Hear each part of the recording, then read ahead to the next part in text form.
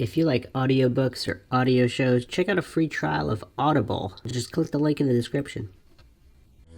Welcome to Mindshock True Crime. This is the Maura Murray series, episode 16. We're going over persons of interest, police and officials in Haverhill and New Hampshire. This is Bruce McGuire here with Maxwell Powers, Sid Irwin, Johnny Mills. And we are going to be digging deep into the police conspiracy, and many other theories. In our previous episode, we went over persons of interest, not police. Now we are going into the officers and other officials on the scene, tow truck drivers, and anyone and everyone connected with the scene or the police. So there's plenty of evidence of a police conspiracy. So some people don't believe police do bad things, even though there is countless examples of rogue police officers, including one in that area, one Bruce McKay. Officer Pepper. And he was killed by Lyco Kenny, who he was harassing, and Chris King, journalist, investigative journalist, actually sued the state of New Hampshire and got information released on Bruce McKay and how supposedly he did a whole lot of illegal things. Not just pepper spraying old women and young women and anyone and everyone when he felt like it, running people off the road, straying outside his jurisdiction. But before we get into all that, it is confirmed. I mean, there was even one case, actually more than one case, all over the country where police were actually responsible for chasing someone in a car, and then that someone died and they covered it up. So there's precedent. Maura's case would not be the first, and I think a whole lot of people out there would not be surprised if there was police involvement. Some of the other podcasts we actually talked about how, well, the police are definitely lying. That's a fact. Now, why are they lying there's a lot of theories, because they might have had nothing to do with Maura's disappearance, and they're just covering something else up that happened to go down that night that had nothing to do with Maura. So that's a very possible scenario that we've talked about before. But here's the thing. So the police log, it's been changed so many times. So there's like 3 different versions of Grafton County Sheriff's Department dispatch log, police log. No one knows what's going on. There's redacted versions. There's not redacted versions with entire sections missing. So it's really weird. And the police actions have been under heavy scrutiny since the beginning of Maura's disappearance. So if it was just a DUI walk away, why were all these weird things happening? Why did they not? And then they didn't even interview any of the neighbors. They didn't even check Maura's last known phone calls till like 7 or 8 months or 9 months after she went missing. They didn't do any real follow-up. The only logical reason you would have is that they know what happened to her, right? Or they're just the most incompetent, bumbling department ever. Which I guess we shouldn't take that off the table either, but... If you look into your case software, you can probably get a good assessment on that. Oh yeah, there's plenty of unsolved murders and disappearances in that area. That doesn't give us much though, because what if they could be responsible for them? Or if they're that incompetent, they wouldn't be solving it anyway. Very true. So it doesn't give us a whole lot. But so yeah, there's a lot of problems with police procedure.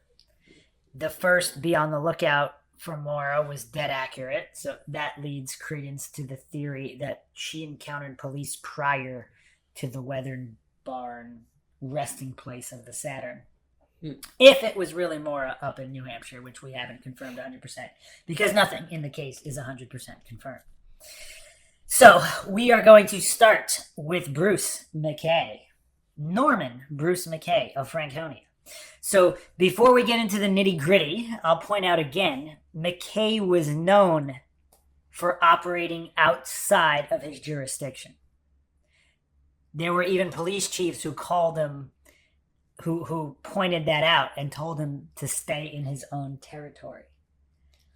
So what everybody said about him, he was this insane rogue RoboCop trying to make as many citations, tickets as possible. Like it was his duty to just clean up the area and do anything and everything necessary to promote law and order, except for the fact that he didn't actually follow the law. But minor details, I guess. And all the lawsuits that were filed, people killed, and his connections in the court system that kept him from ever being charged with any of these crimes. Jeff Strelzin, the attorney general, mentioned there was a 75% chance of conviction of a suspect. This was before McKay was killed. So here's the question. Was Strelzin talking about McKay as their suspect in Maura Murray's disappearance? Huh. Interesting. And then nothing was ever came of that 75% statistic. And since McKay's death, that was never brought up again. Any thoughts? Well, I think 75%. You said it was a 75%. Yes, Jeff Strelzin, Attorney General, mentioned there was a 75% chance of conviction. Now, keep in mind, this whole time they were saying Maura probably just committed suicide, and it wasn't even officially a criminal case. Right. And yet, there's a 75% chance of a conviction on a suspect. We got to keep track of this. This is weird. Concerning her case, Yes. specifically. Yes. He's talking about Maura Murray's case. So you're telling me there's some... So they just missed that information that was clearly that close, which is probably closer than anyone's been. Like ever. But then it was never mentioned again. And never mentioned again. So, who knows? Maybe government involvement? Well, do we think it's Bruce McKay? Do we think it's McKay that he's talking about? Because then when McKay is killed... Was that their shot? And then once he get killed, they're not even going to bother going forward with the case because do they know that he did it for certain? And now that he's dead, there's no point because it would rock the boat too much with other officers or whoever. True, it could, but I mean, they're leaving this case unsolved. Massive, and a family that's hurt by this. Well, that's their MO up. Well, that's their MO up there, right? There's a lot of unsolved cases. But still, if they're already planning for a conviction, in this case, knowing that, let's say if it is McKay, if they know that it's going to be him, why stop then? There would be no point to stop because rocking the boat would have been the case scenario anyway. Well, maybe they didn't want to do it unless they could prove it 100%. And now that would make more sense. If he was involved in other things that they didn't want to shed light on with other people, they don't want brought into the spotlight. People in the court system or politicians or whoever, and he was involved with them, they wouldn't want to go after him even for Maura Murray, right? Because then he'd be linked to all these other people. They don't want that out in the open. Right, Maxwell? Yeah. If that was the potential from the start, which they would have known, they could announce a 75% chance, they wouldn't have announced it anyway. Yeah, that is weird that they even announced that. But... So here's the other thing. None of them really ever went after McKay for any of the other... Like, he assaulted people, pepper sprayed people. It seems like they just let him do his thing. Why? Did they want him for something else? Like, did they want him for a murder charge to put him away for good instead of minor charges? Or did it have nothing to do with this at all and it was something completely different? What do you think, Johnny? So you're saying he's like a puppet or something? McKay? Yeah. I don't know. Oh, that's like a... I don't know about a puppet. He could be a mastermind because he had connections to Greg Floyd. We talked about Greg Floyd in the previous episode. Right. And who might have been a police informant, which is why he basically had immunity. He's not even supposed to have guns. He's firing off full auto in his yard all the time. And nobody's going after him. Every time he goes in for something, he gets out. Why is he being protected? Is he an informant? If he is an informant, what's his deal with McKay? Are they running a side enterprise of drug, human trafficking, whatever they're doing? So, let's get into McKay's actions that night. Most people don't even want to consider the possibility that he had anything to do with Maura because they said he wasn't even there. But are you guys ready for some mind-blowing coincidences? Oh, let's do this. Not just mind-blowing coincidence. I mean, there's a lot of bombshells with some of these police personnel that we will be getting into. Bruce McKay called dispatch at 7:08 p.m. He wanted the phone number for, on the log, SL16. SL16 is Butson's Wine and Liquor Outlet in Woodsville, New Hampshire. This is where there was supposedly a sighting of Maura, remember? Okay. All right. So that's where the clerk or the cashier said she saw Maura with two friends. Some people theorize that's Kate and Sarah from UMass, who have never spoken about that. They've been very tight-lipped, and they never came up to New Hampshire to search for her at all. Do they know something? James Renner, the journalist, seems to think they do, and he crafted his whole theory about a tandem driver and her possibly running away to Canada to start a new life with the help of those friends. Huh. Now, I think it's more likely it might be something much more sinister than that.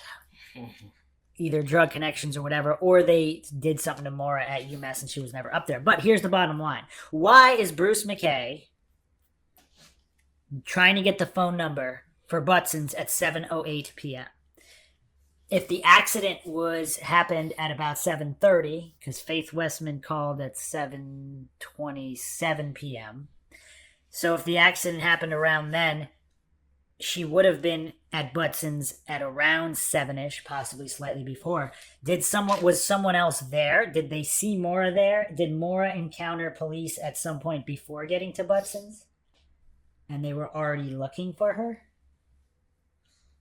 Because And someone told McKay, possibly either Greg Floyd or one of their associates in some kind of other enterprise they had going, if they saw Maura there, they informed him and then he went to get the number through dispatch. What's going on? Why is he calling this place at 7:08 p.m.? So, because this is also outside of his jurisdiction. His jurisdiction is Franconia. That's 20 miles away, roughly. We're not talking 1-2 miles on the edge of jurisdiction. When he's out of jurisdiction, is he usually at this place or some other place? When he's out of jurisdiction? I mean, Yeah. he's all over the usually- place. if He's a usually, road like- cop. He's a road cop. If he's usually there, he probably would know the number. Yeah, that's true. On a phone or something like that, if he was familiar with it. Well, he's all over the place, so... Here's the other thing. Even if it had nothing to do with Maura, why would he want... Like, it's still kind of strange. Like, there's something going on that's outside of his jurisdiction that he wants to know about. Again, that wouldn't surprise too many people with his shadiness. But if you consider that Bruce McKay might have been the one in the SUV that Witness A saw. So Witness A works in Woodsville. She works at the Friendship House. She left at 7:15 and she saw SUV 001 passing her with its lights on, and then it passed her again. And then she, with the lights on, then she drove past the accident scene. That's when she saw 001 nose to nose with the Saturn. So there's a second call with McKay, 7:17 p.m., medical emergency in Littleton, New Hampshire. Okay, at 7:20, McKay is the first officer dispatched to this call, which is a suicide attempt in Littleton. So this is northeast of Woodsville. Now, there was a whole lot of shadiness with suicides that night. A whole bunch of suicides were called Yeah, in. a lot of As opposed to the usual 0. Or how many was there? Was there a total number? there was a or just couple. Well, I guess I don't think I think it depends on how far of the area you're going. okay. There might have only been like 2, 3, or 4 in the immediate area, Yeah. and then a couple more the farther you go out. But usually it's 0. Right. That's zero. the usual night. There'd Because be there's 0 nobody attempts. there. Right. So there'd be a couple attempts during the So year. who was like? I mean, it's Very is it- shady. If they were even real, we had briefly discussed on one of the other podcasts that if someone's trying to create confusion, they're calling in trying fake to make it suicide trying to make attempts. it a common thing to have, or I don't know, whatever. But it's the same day though. It's the same day. So if he was, he never arrived at Littleton. So get this. How's this for coincidence? So Faith Westman calls police at 7:27 p.m. to report the accident. Bruce McKay clears the previous call because he's supposed to be going to Littleton for the suicide call. At 7:28 p.m., he clears the call without giving a reason. He's just not going. So within 1 minute, When you say clears call, it's just clears means you're not doing it. Oh. Like you hit the whatever thing on the radio. So someone else is getting. Yeah, exactly.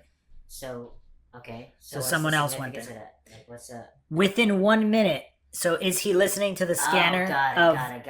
Okay. of Westman? Because as soon as he finds out there's an accident, he's like, oh, I'm not going to Littleton. So now he could be on the way to get to Maura. Why if he doesn't even know Maura? So if there was a... So you're saying he cleared it to go there? No, that's one of the theories, yes. Well, why else would he? Within 60 seconds of Maura's Maybe accident... to go take a piss or go to the bathroom, whatever. Like, It's possible. So you're saying it's just coincidence. no, within just 60 possible. seconds. Possible. Yeah. I'm We don't doing know. all the possibilities. Yeah.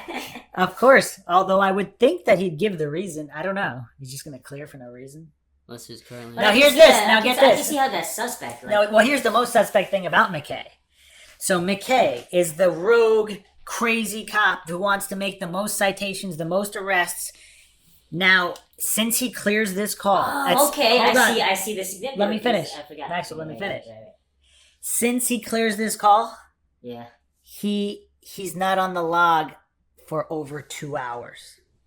Now, So what he's does that on mean? duty. What does that mean? Like, He doesn't pick up a single call. He doesn't call in. He disappears. There's no trace of him for over 2 hours. Now, this is supposed to be the rogue cop trying to get everybody and do everything, and he just randomly disappears for over 2 hours. And he's the rogue cop. Yeah. And he clears the call for more. Well, no, theoretically, if that's what he did, then... So his usual activity is he takes everything. Oh, yeah. Go crazy. Go crazy with citations. If you go back to his record, they're like, he's full. He's on all the time. Yeah. And then all of a sudden... Record holder for citations. So this thing happened, and he just clears the call, and 2 hours he's not logged on. Yeah. Damn. Killing motherfucker. He's guilty. Just kidding. I don't know yet. I actually don't know if Bruce McKay had a murder charge pinned on him. I know he had a bunch of assaults. Beating people down. Alright. So 2 hour disappearance. Now, how suspect do you find that, Sid? Well, I find it suspect. I mean, if he's a regular cop, I wouldn't care. But you said he was like the rogue. But even for a regular cop, that's still a little bit cop, right. right? Even for a regular cop, it's still a little bit. It's still a little bit, yeah. But for him, it's a lot. Considering that he was like the rogue. Now, factor this in. Why is he calling the possible last known place where Maura was seen at Butson's? Because remember, he called to get the phone number for Butson's at 7:08 p.m. What do you mean he called the? Yeah, who did he call to get the phone number? He called the police dispatch. He called police dispatch. Because they have nobody has smartphones. It's 2004. Yeah. Okay. So the fastest way to get a number would be to call the dispatch. Be like, what's the number for this? So he knew that was possibly the last place that she went to. Somehow. We don't know what he knew. All we know is that he called dispatch and he's asking the phone number for Butson's, which just so happened to be a place where the cashier... Did he happen to talk to her, Maura Murray, somehow? Maybe? Who knows? That's one of the theories, that he actually stopped her prior. He could have been chasing her. We don't know anything. There wasn't any suspected robbery or something, like she could have stolen no record something? of that? There's nothing about it. There's no record. I don't report. see a reason why he would have to call or find a number at that place. Well, the theory that I just came up with is if someone knew about her. Now, Billy's got all these weird connections. Is it possible that he called the police up there, or someone who knew the police, so they were already on the lookout for her? So somebody reported her at the store, and then he wanted to know? There's a chance. If he's a quote unquote super cop, yeah. So Super trooper. Wait, Billy the boyfriend. I don't think Sid. He knows what that. Did you say? I was just saying, if Billy made like 80-something phone calls. Yeah. Did he call someone in the area to tip off the police that Maura might be going up there for whatever? Yeah, I'm just saying if... So they're looking for her. So a different officer possibly could have been under the radar at McKay, by the way, or even Greg Floyd or whoever their associates are. Yeah. Oh yeah, there's a girl who matched that description at Butson's. Yeah. So automatically Bruce McKay at 7:08 p.m. is like, wait, what's the number for Butson's? He's going to want to talk to somebody. And then, coincidentally, within 1 minute of Faith Westman calling in an accident, all of a sudden he's clearing his calls and disappearing for over 2 hours. But I don't see how Billy has that much influence. He wouldn't unless he called someone who did, because he's a West Pointer. Okay. Those West Point has generals, instructors, they know a lot of people. Just a Is theory. Billy just another dude, or like is he like connected to? Does his father was a general or some shit? His or, father was involved with some kind of politics, I think. It's actually weird. People don't. I've seen the theory floating around that his father was some really, really big time guy involved in a lot of shady things. But even if we put that aside, Billy went to West Point. He knows people at West Point. People at West Point know a whole lot of people. And he's in the military. It only takes one person to know somebody. So if they happen to have connections to Haverhill, and a lot of West Point people end up being cops. Yeah, I guess. Well, a certain amount. Yeah. Okay, got it. But I'm not saying he knew the cop. Yeah, he right. knew somebody else Right. who possibly only had to know either the police chief or Scarinza I see. or whoever. And so they were like, oh, by the way, this isn't official. But just look out for this girl if you happen to see her. Gotcha. Then that would explain the situation. So Billy didn't know. Billy is Maura Murray's boyfriend at the time. Billy right? Roush, yes. He didn't know where she was going or where she was. Who knows? Supposedly he did, because there's a lot of weird things with Billy. We went over him extensively, but he called the campus. He called her dorm room up until the day she's missing. Then he never calls back. If you're looking for your missing girlfriend and you don't know where she is, wouldn't you call the dorm a whole bunch of times also? Yeah. Because you did before she left it. Then all of a sudden, as soon as she's going up to New Hampshire, he doesn't call the dorm again. He just calls And that's her on phone. record that he, Yeah, he that's on his didn't phone call. record. He Correct. didn't call the, Correct. And he only called who? Maura's cell phone and Maura's friends, other people. What if? But not the dorm. He doesn't call the dorm back. What if he had? Like he knew she wasn't there somehow. What if she had one of his credit cards or something, and then she tried to use it at that store? And I don't think she did though, because I believe the PIs and the police had all that stuff. It's like, even if you don't trust the police, I think that would have been known. So what I was trying to say was she used somebody else's credit card, maybe Billy's, and that's how he knew she was there or something. And then he called it in, like called the police. That's interesting. Because She she did- say she stole credit cards, or she stole something. Oh yeah, that's That right. a little- allegedly- yeah, allegedly- I saw that one. Allegedly, she used what did they call it? A common card number. Like they'd write down in colleges. This was a thing. You write down a credit card number. Anybody who needs to use it can use it to order pizza or whatever. Like they're not buying $1,000 things on it. You buy like Gotcha. a $10 pizza. Okay. And then she was accused of doing that. We don't exactly know for sure she even did that, but she took a plea deal to be on probation. So what I was trying to get at with, if she was using, say, Billy's credit card, he would get a phone call like, "Hey, somebody's trying to use your card," and it got Possibly. declined or something, and then he knew where the decline was coming from, what city, what state. So he could have called the police station like, "Hey, I think Maura Murray or whatever's using my credit card. Is she in the area?" Huh. That's pretty interesting.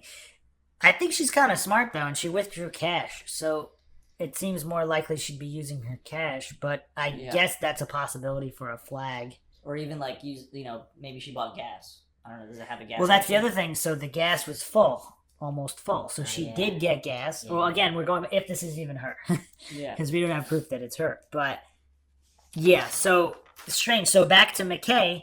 So he disappeared. What the combination of coincidence that he's calling and requesting the Butson's number within minutes of her possibly being there, to within 60 seconds of Faith Westman's call to clearing the call he's supposed to go on and disappearing for 2 hours. What are the chances?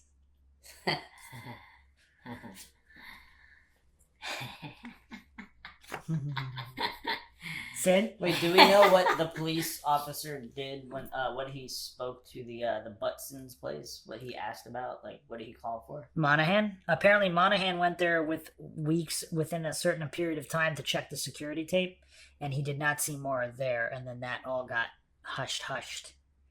Oh. Hush. Yeah. That's never good. So, that's bizarre, is it not?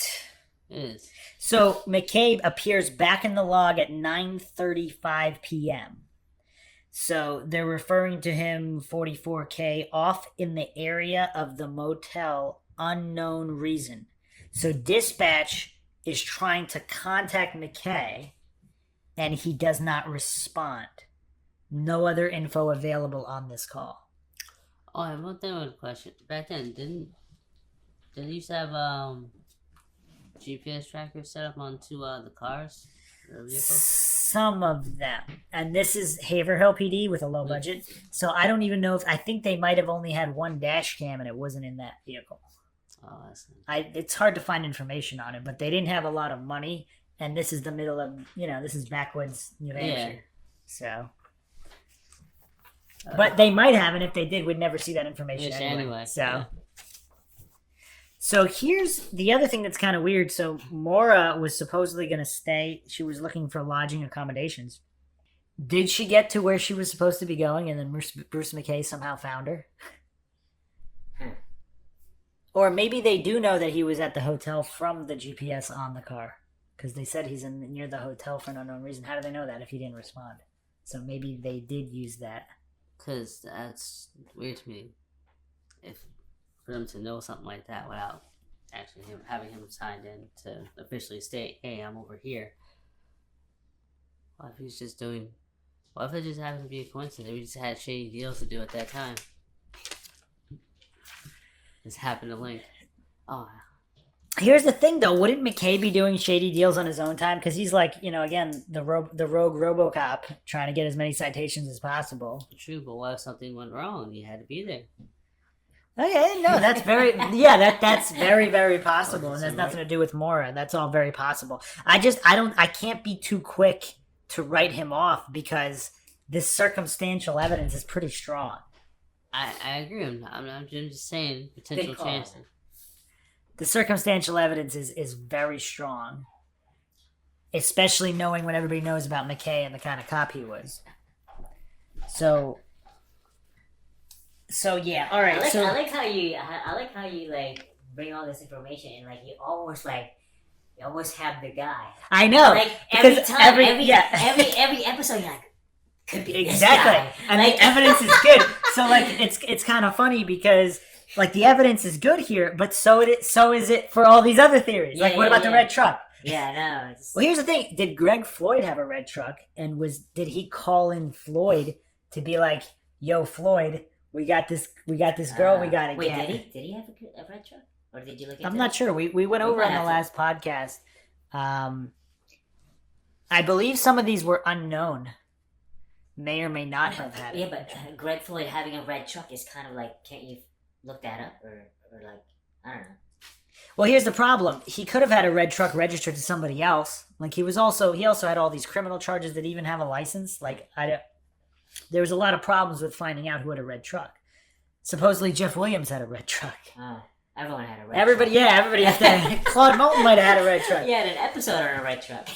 Yeah, so was McKay... So here's something I think is even more likely. McKay wasn't chasing her alone. Whoever was in the red truck might have been helping McKay, right? Or, an even more crazier theory, if there was a tandem driver, if Maura was not up there alone and she was meeting someone like one of the G brothers in their red truck, they're all in the mix, and what if they see McKay trying to pull her out of the car or something? What happens then? Do they get involved? Try to help her? Who knows? Yeah. Like, this whole thing gets messy real quick. And then does she get away from Bruce McKay? So, Butch Atwood... By the way, was this covered in the Oxygen show? Like Bruce McKay? Yeah. Not really. So, like, briefly or anything? Covered? If it was covered, it was glossed over super fast. I don't think they might have been... Yeah, it was almost nothing on them. They glossed over a lot of things and completely ignored a lot of things. And, I mean, that's so obvious. We probably should point that out. Like, with the truck drivers, they never even interviewed McKean, who was supposed to be on duty for the tow that night. And we'll get into the tow truck drivers in a little bit. So they left out a lot. They didn't even interview any of the fire department members that were there. They all would have seen whether Cecil was in the sedan or the SUV. None of them were interviewed.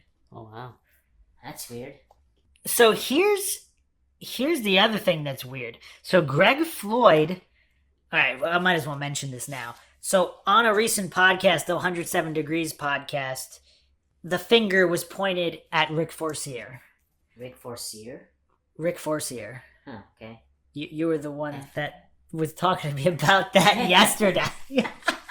Maxwell, what's going on? Wait, what do you mean? Like, Rick Forcier. I didn't bring him up. Yeah, Guy Parody, it was a PI who was involved in the case, and he said,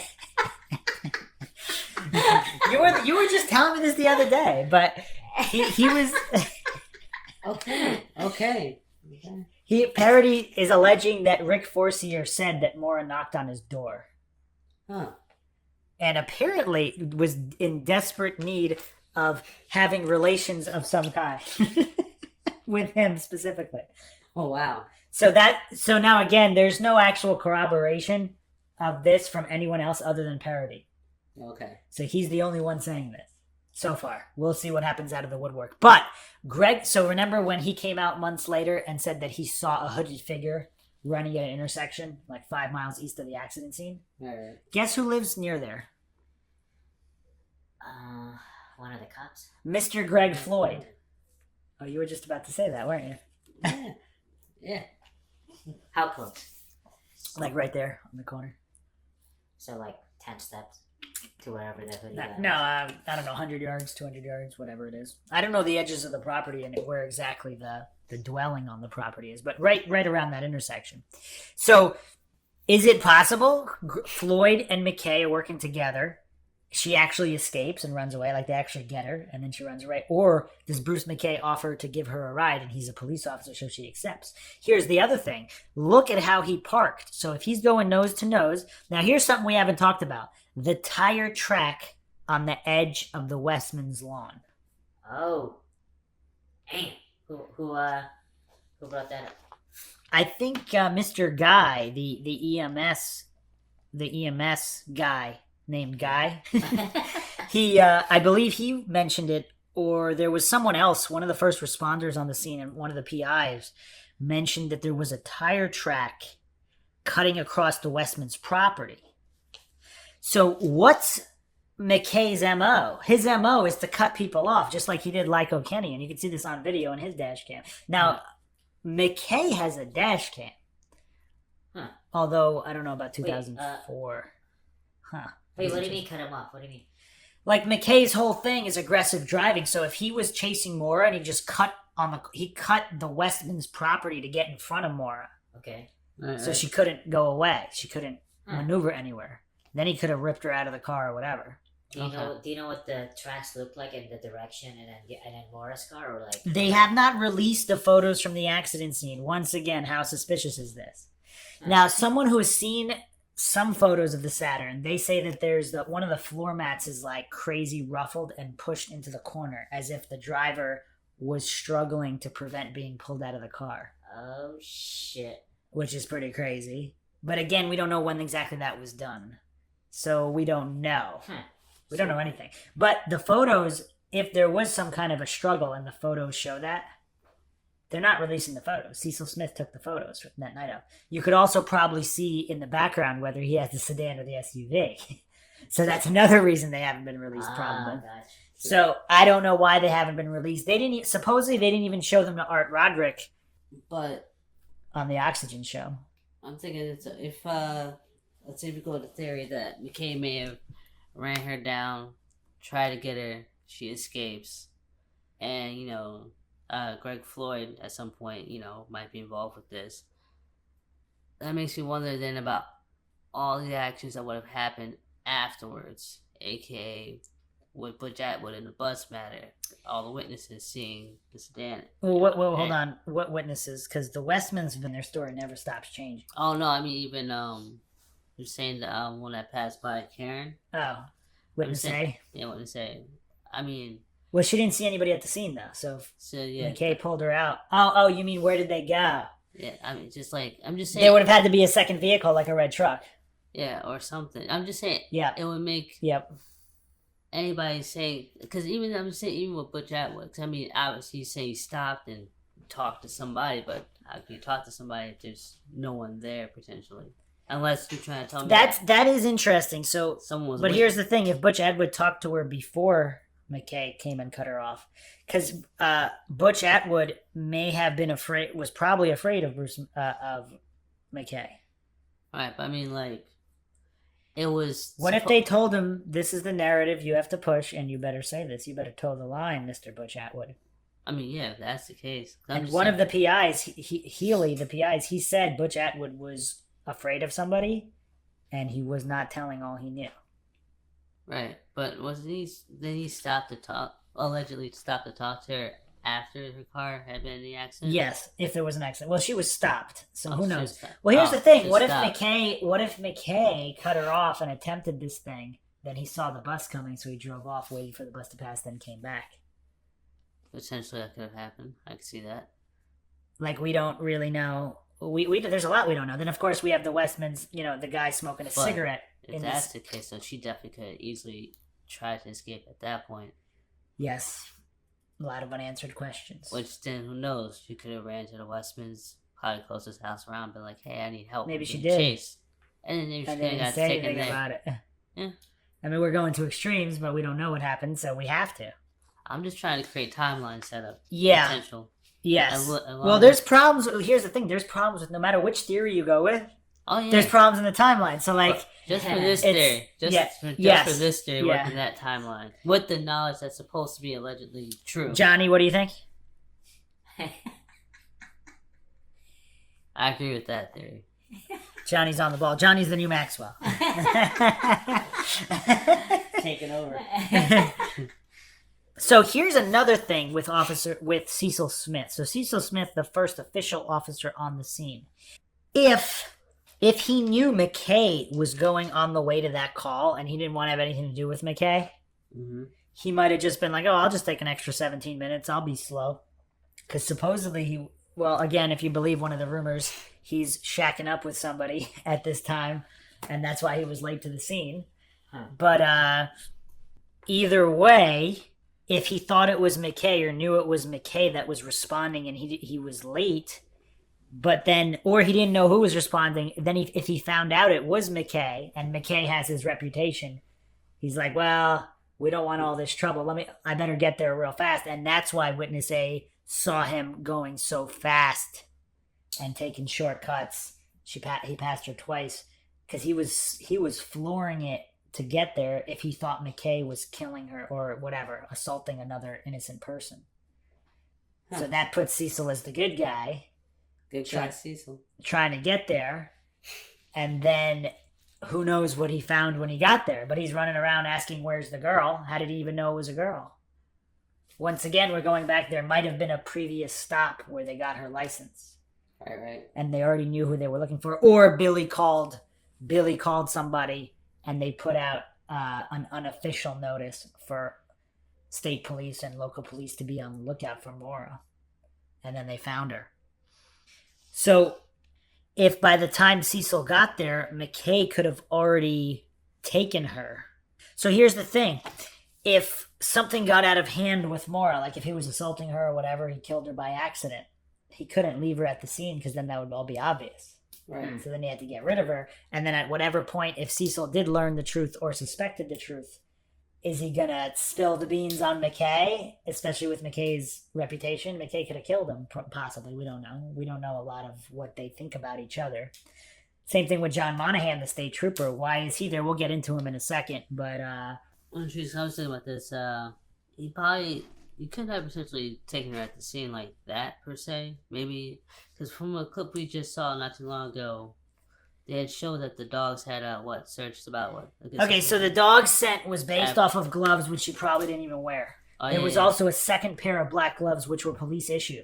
Ah, yes. So that could have been Cecil's gloves, theoretically. I remember that now. Or McKay's. Or OJ's. OJ. But we all know that if that glove doesn't Oh, is fit, that next on the agenda? We got to cover the O.J. Simpson case, so that's going to be a tough one.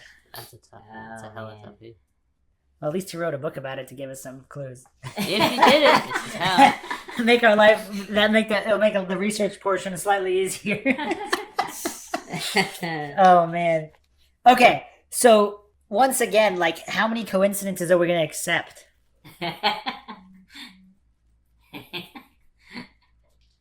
The other thing we could consider, I guess, was Rick Forcier friends with these guys? Like, how many illegal enterprises are going on here? Are these police involved in drugs or human trafficking or anything shady? Maybe they are, maybe they're not.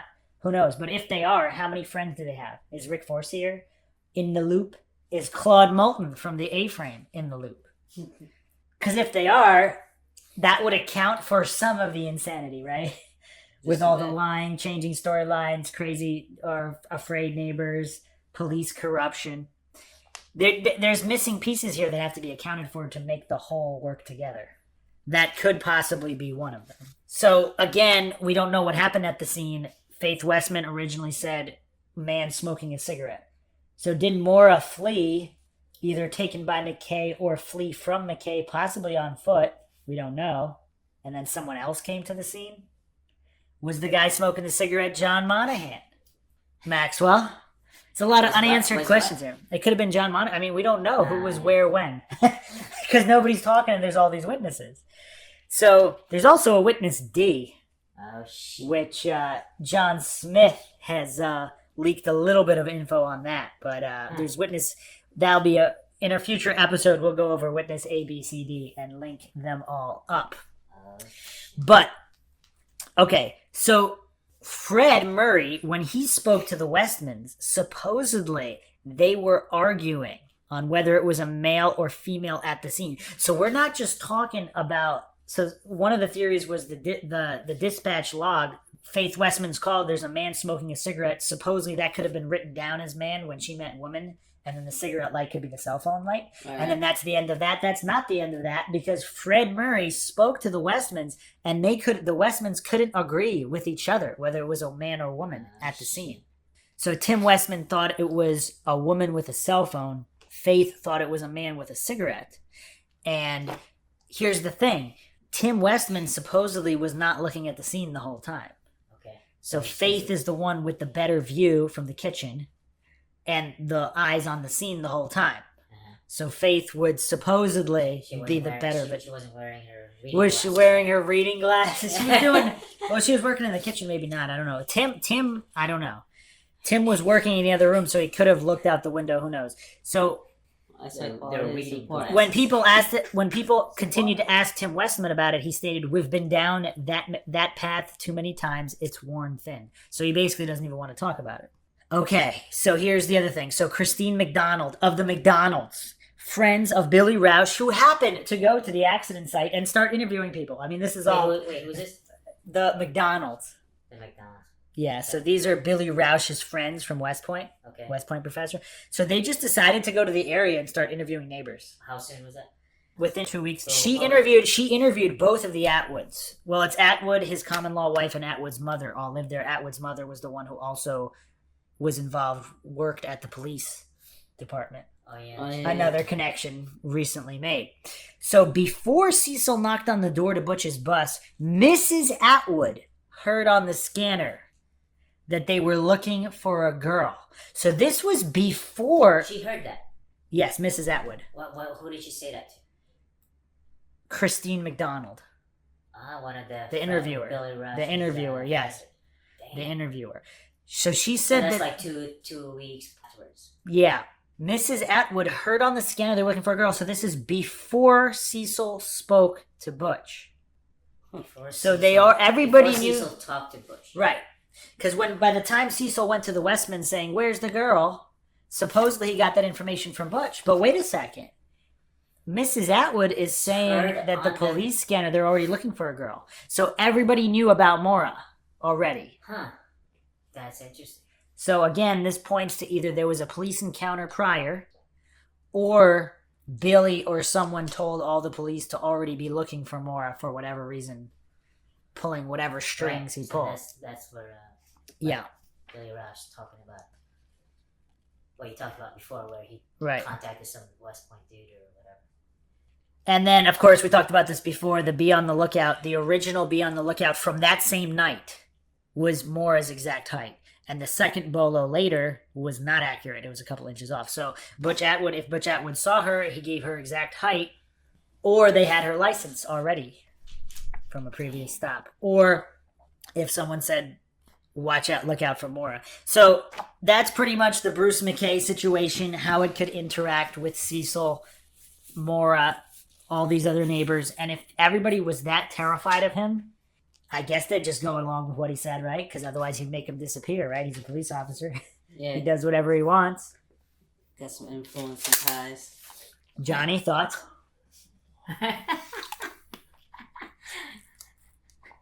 I know how you feel, bro. I know how you feel. Just saying, man. Just saying. Maxwell's on top of it there. I'm not really. All right, let's move on. I'm just asking, like, questions. Let's move on to Jeff Williams. Jeff Williams, shit. chief of police, known to drive around drunk.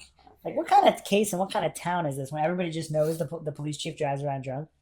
That's kind of place. Yeah, that's kind of fucked up. Like, oh yeah, our chief of police is always drunk. What the fuck is that? Drunk. Oh, why don't you call the police, man? He's always drunk. Like, what the fuck is that? That's Chief Junkie. He's a good guy.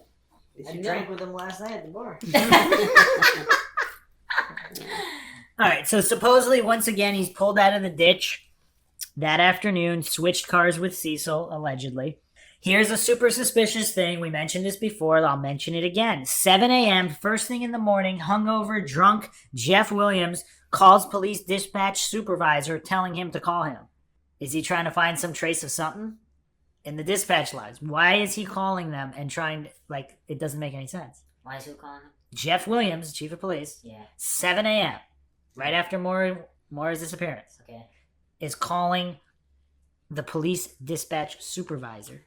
Is he trying to get access to the logs? Is he trying to doctor the logs to make sure they never get released because there's something in them? Like, what's going on? What time was the crash again? Maura's car. What time So was it? 7:28 p.m. is when Faith Westman called the police to report it. Okay. So supposedly the crash could have happened earlier. Right. Supposedly there was another crash there was a crash around 7 p.m. overheard on a police scanner. Not a lot of info on this. It's not on the logs. So it's just witnesses. A lot of people in that area have police scanners. Huh. And they listen to them all the time. People So like there Greg was- there Floyd as well. It was a consensus for that time. Like, it's not like. I don't know about a consensus, but people have reported hearing that there was an accident at 7 p.m., unknown who. So some people think that Maura's accident really happened a half hour prior, and that accident scene is a stage setup. Or it was being towed. Remember? We talked about the accident reconstruction. If her car was being towed, possibly by a red truck or a police SUV. If it was being towed to the location and then it broke, something happened, we don't know. So Jeff Williams' fate was being fired as police chief after a high-speed car chase in a vehicle that was not his own, belonging to a woman who was not his wife. So here's an article about it. So Haverhill, New Hampshire. The police chief of Haverhill, New Hampshire, who has been recovering from serious injuries suffered in a motorcycle crash, crashed into a pickup truck, possibly a red truck, has been charged with driving while intoxicated after one of his officers stopped him for speeding. 46-year-old Jeff Williams was arrested last Thursday. He also faces a charge of disobeying a police officer. A police report says Williams allegedly attempted to flee the officer but was stopped a short distance later. Williams has not returned to work since he was struck by a pickup truck while riding his motorcycle on April 2nd. He has been out on paid medical leave. So Cecil Smith was actually the officer who stopped him. But Cecil did not know that it was him when he was in pursuit. But here's so Jeff Williams, so yes, that was the final nail in the coffin of Jeff Williams' police career. Is he still working? Oh, he's done. He got fired, yeah. Because of this whole thing? Yeah, I mean, they still had him on the interview, so I don't know if he's working in a different capacity or what's going on, because they interviewed him on the Oxygen show. Well, someone's got him off the floor or something. What? Someone's got him off the floor. Oh, they have him working toilets now? Man, shit. So here's the thing. So James Renner, when he was writing his book, he went to interview Jeff Williams at his house, supposedly a really nice mansion. Really? Yeah, I don't know where he gets that kind of money, Maybe being a fired police chief. A dead rich uncle? Who knows? Is he involved in the whole drug thing with everybody else? Human trafficking ring? Human trafficking, yeah. What's he involved in? We don't know. But he threatened James Renner with bodily harm when he came to his house. Into it? Like right away? Like pretty much, yeah. Don't come into my fucking house. Yeah. Don't be taking pictures of my mansion. That kind of shit. Like, so here's another piece of information. He owned property right by the accident site, like down Bradley Hill Road. Yeah. I don't know I don't know. Out of all the people own places, property. out of all the places to own property in that area, it was right there. Were they towing? If Williams was responsible in any way or involved with McKay in any way, are they towing Maura's car to dump it on his property where nobody's going to find it? That could happen. Wait. How close was his property to? Was it on his property? No. Well, right off of that road. Huh. Was it Greg? Close. House? No. Well, no, that's 5 miles east. Yeah, I don't know. I don't know. Nothing? Nah. Is there proof that he was at the Weathered Barn corner that night? So 2009 was when he... Wait, what did you say, Weathered Barn? Weathered Barn, yeah, that's where they crashed. So that's the barn that the Westmans own. Okay. There's also a rumor that he's buddies with Claude Moulton of the A-frame house. So once again, to what I said previously, if the police are involved in some kind of shady activity and some of the locals are involved with them as well, does that cover all the bases and cover up all the conspiracies? And does it all make sense now? All the coincidences? Sid? I wouldn't say that. Johnny? What do you think, Johnny? He's thinking about his All right, a lot of people ask John Smith what his exact theory is. So John Smith is the PI, the family PI, who's been on the case since the beginning. So here's his exact theory in his own words from his blog. Earlier in the day, Chief Williams was driving the 002 sedan and got stuck while turning around. Sergeant Smith, Cecil Smith, came to his rescue driving the 001 SUV and found that Williams was obviously intoxicated, which was pretty much the norm. Smith then placed Williams in the driver's seat of the 001 SUV and told him to go home. Smith took over at the scene of the stuck 002 sedan until the tow driver arrived. This would have been the company on call, which is Northland Towing, owned by McKean. They did not want Williams around when McKean showed up. Now, here's another thing. When Maura's Saturn needs a tow, are they going to ask McKean, who's already familiar with Cecil and the whole situation from the afternoon? Or are they going to want some other guy who doesn't know about that and can't point the finger at anything and possibly is buds with some of this circle of people, which is Lavoie? So anyway, so Williams was last seen driving 001 at around 4:30 p.m. on February 9, 2004, and witness A saw the vehicle 3 times on her ride from work to the Weathered Barn scene where the Saturn was seen nose to nose with the said SUV. Why was Lavoie called for the tow of the Saturn when it was Northland that should have been called? Northland was on call for the day, and that is solidified by him being at the 002 sedan incident, as well as showing up at the Weathered Barn scene to question why he was not called. So he actually showed up at the accident scene with the Saturn because he's got the scanner, so he knew, and he was asking why he wasn't called because he needs to make money. So John Smith, on being asked what his theory is, she was killed either by accident or on purpose. It is my assumption after these years that whomever was driving the 001 SUV is responsible. What gets me is I find funny is that we know Jeff Williams is a drunk, right? That's confirmed. And yet Cecil Smith allows him to drive, apparently drunk, home, as opposed to having an escort or anything like that. That's a very good point, and I think that's why Cecil has been so tight-lipped about this whole thing, because technically if it was Williams who did this and killed Maura either by on purpose or an accident, Cecil's responsible in a way because he let him off the hook on that scene. Yeah. So is that his motivation for keeping this conspiracy of silence? Yeah. Very intriguing. What do you think, Maxwell? I don't know. Because we were talking about, I'm getting mixed up here, because we were talking about John Smith's theory right there. Yes, that whoever was driving 001 is responsible for Maura's death. But what Sid just said is that Cecil Smith let Williams drive away from the scene drunk the 4 p.m. in the ditch. So he's who let him Cecil go? Smith. Cecil Smith. So now, Yeah, so but I was just saying, because he's a sub. He's a subordinate, yeah. and he is the chief. So yeah. I guess So, that dynamic has a little bit to do with it. But what Sid was saying and what I expanded on was that is that why Cecil had the whole conspiracy of silence regarding it, because Cecil's at fault here. Even if it's the chief, if he was I see drunk, what you mean, right, he right, lets right. him drive, and he Right. goes and hits Maura on purpose, accident, whatever. Uh, Cecil Smith is culpable here to a Right. certain degree, right. possibly a great degree. I like that theory. So is that why he's not talking? Huh. And is that enough to get everybody else in on the conspiracy? Especially back then when Williams was chief of police, he was still the chief. He's not the chief anymore, though. So again, is that enough for him not to say anything about it now? Because he's still at fault. Yeah. Because he let him up, even if he's not the chief Was now. the timing was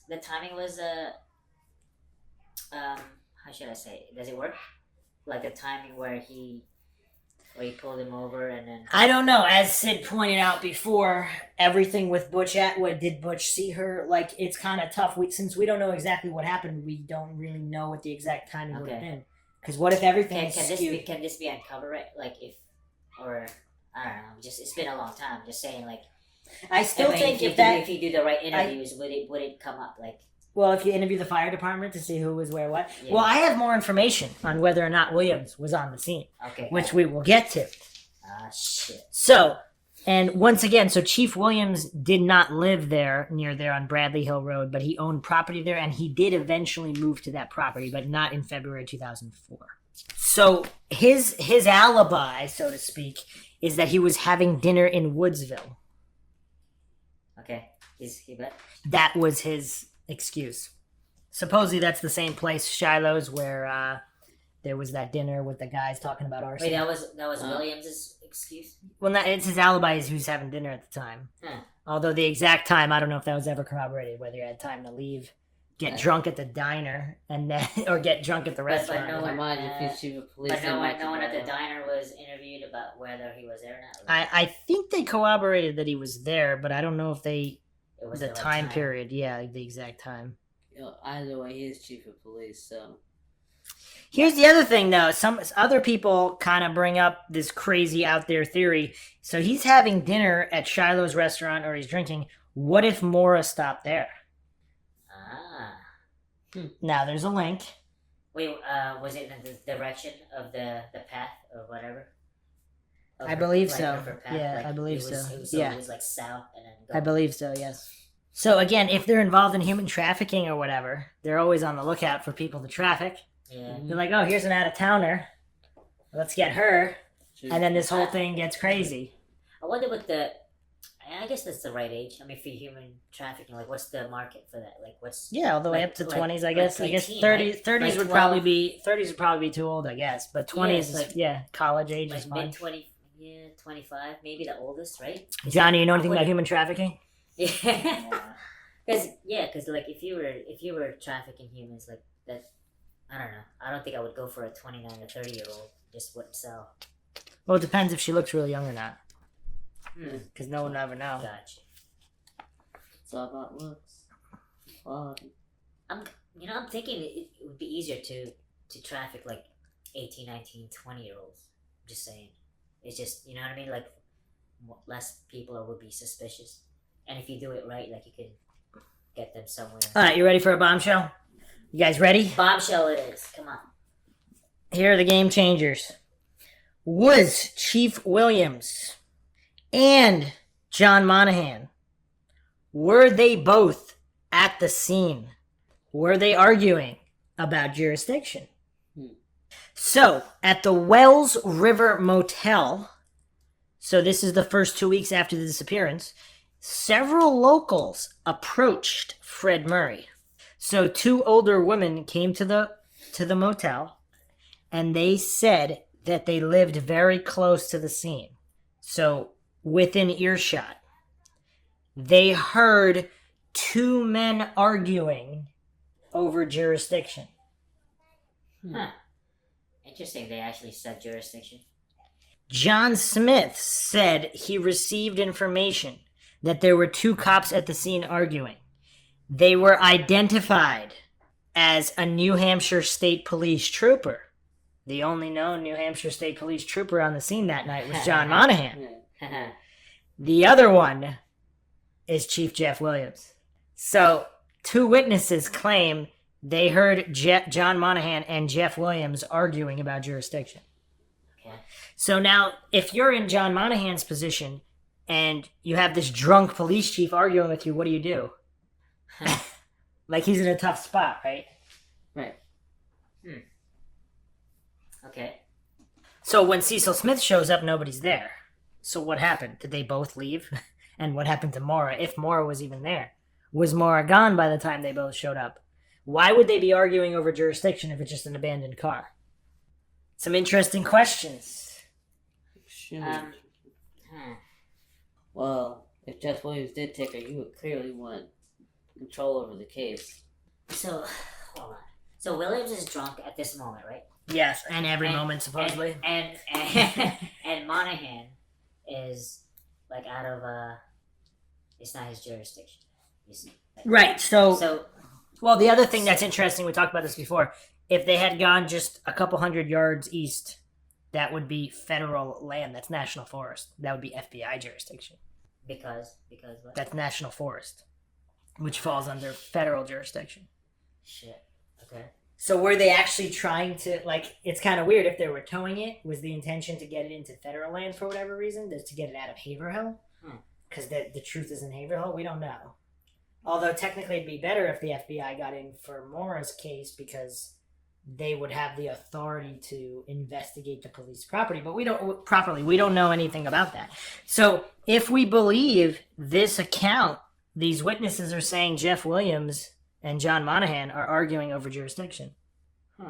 When was that reported? Is this 2 weeks, within 2 weeks, the first 2 weeks. Is that the McDonald's interview? No, I just said within the first 2 weeks, the Murrays were staying at a motel. Okay. Two older Okay, women got it, said got it, they got it. lived near the crash site and they Okay. overheard people arguing about Okay. jurisdiction. They were identified as a New Hampshire State Trooper and Jeff Williams. Okay. So, because who else could have been on the scene? I mean, I guess theoretically McKay or Cecil, but that's about it. And who would there to be argue with jurisdiction with? I mean, I guess if we put McKay into this, he's Franconia, so I guess he could be there arguing about jurisdiction. Otherwise, it would be a state trooper and a Haverhill cop. And here's another problem. The town line is, if it had been just slightly farther down the road, that would be the town of Bath. And Bath Police Department does not have a 24-hour department, which means the New Hampshire State Police would have jurisdiction. So if the Saturn was actually, the original position of the Saturn was farther down and they towed it for whatever reason, or they moved the vehicle, because supposedly when Fred Murray went to Lavoie's personal garage, which was where the vehicle was stored for some unknown reason, that's another huge weird thing about the case. If the car was drivable, they could have just drove it back to Haverhill if whatever incident occurred past Butch Atwood's house, because then that would be Bath PD, state police jurisdiction at that time. So, because obviously the Saturn didn't hit a tree, so we don't really know exactly what happened to the Saturn. And then, of course, the Marats, they saw the rear brake lights on the Saturn, so the Saturn could have very well have been moved by someone other than Maura, if Maura was even there.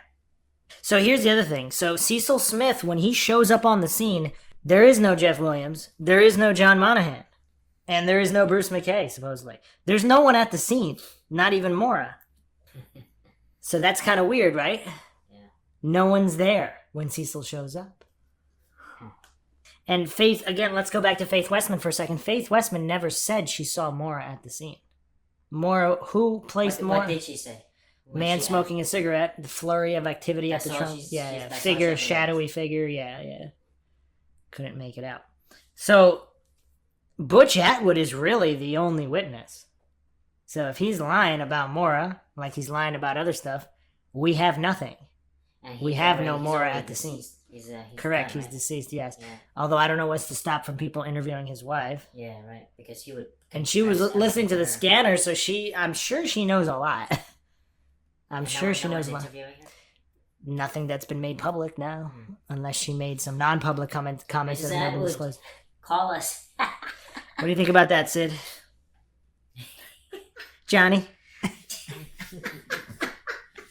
Maxwell? Oh man.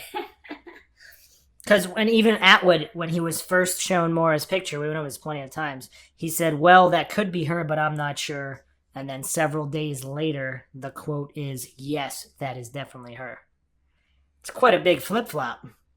Quite a big 180. Butch Atwood can't be trusted. And of course, he's lying about being a police officer.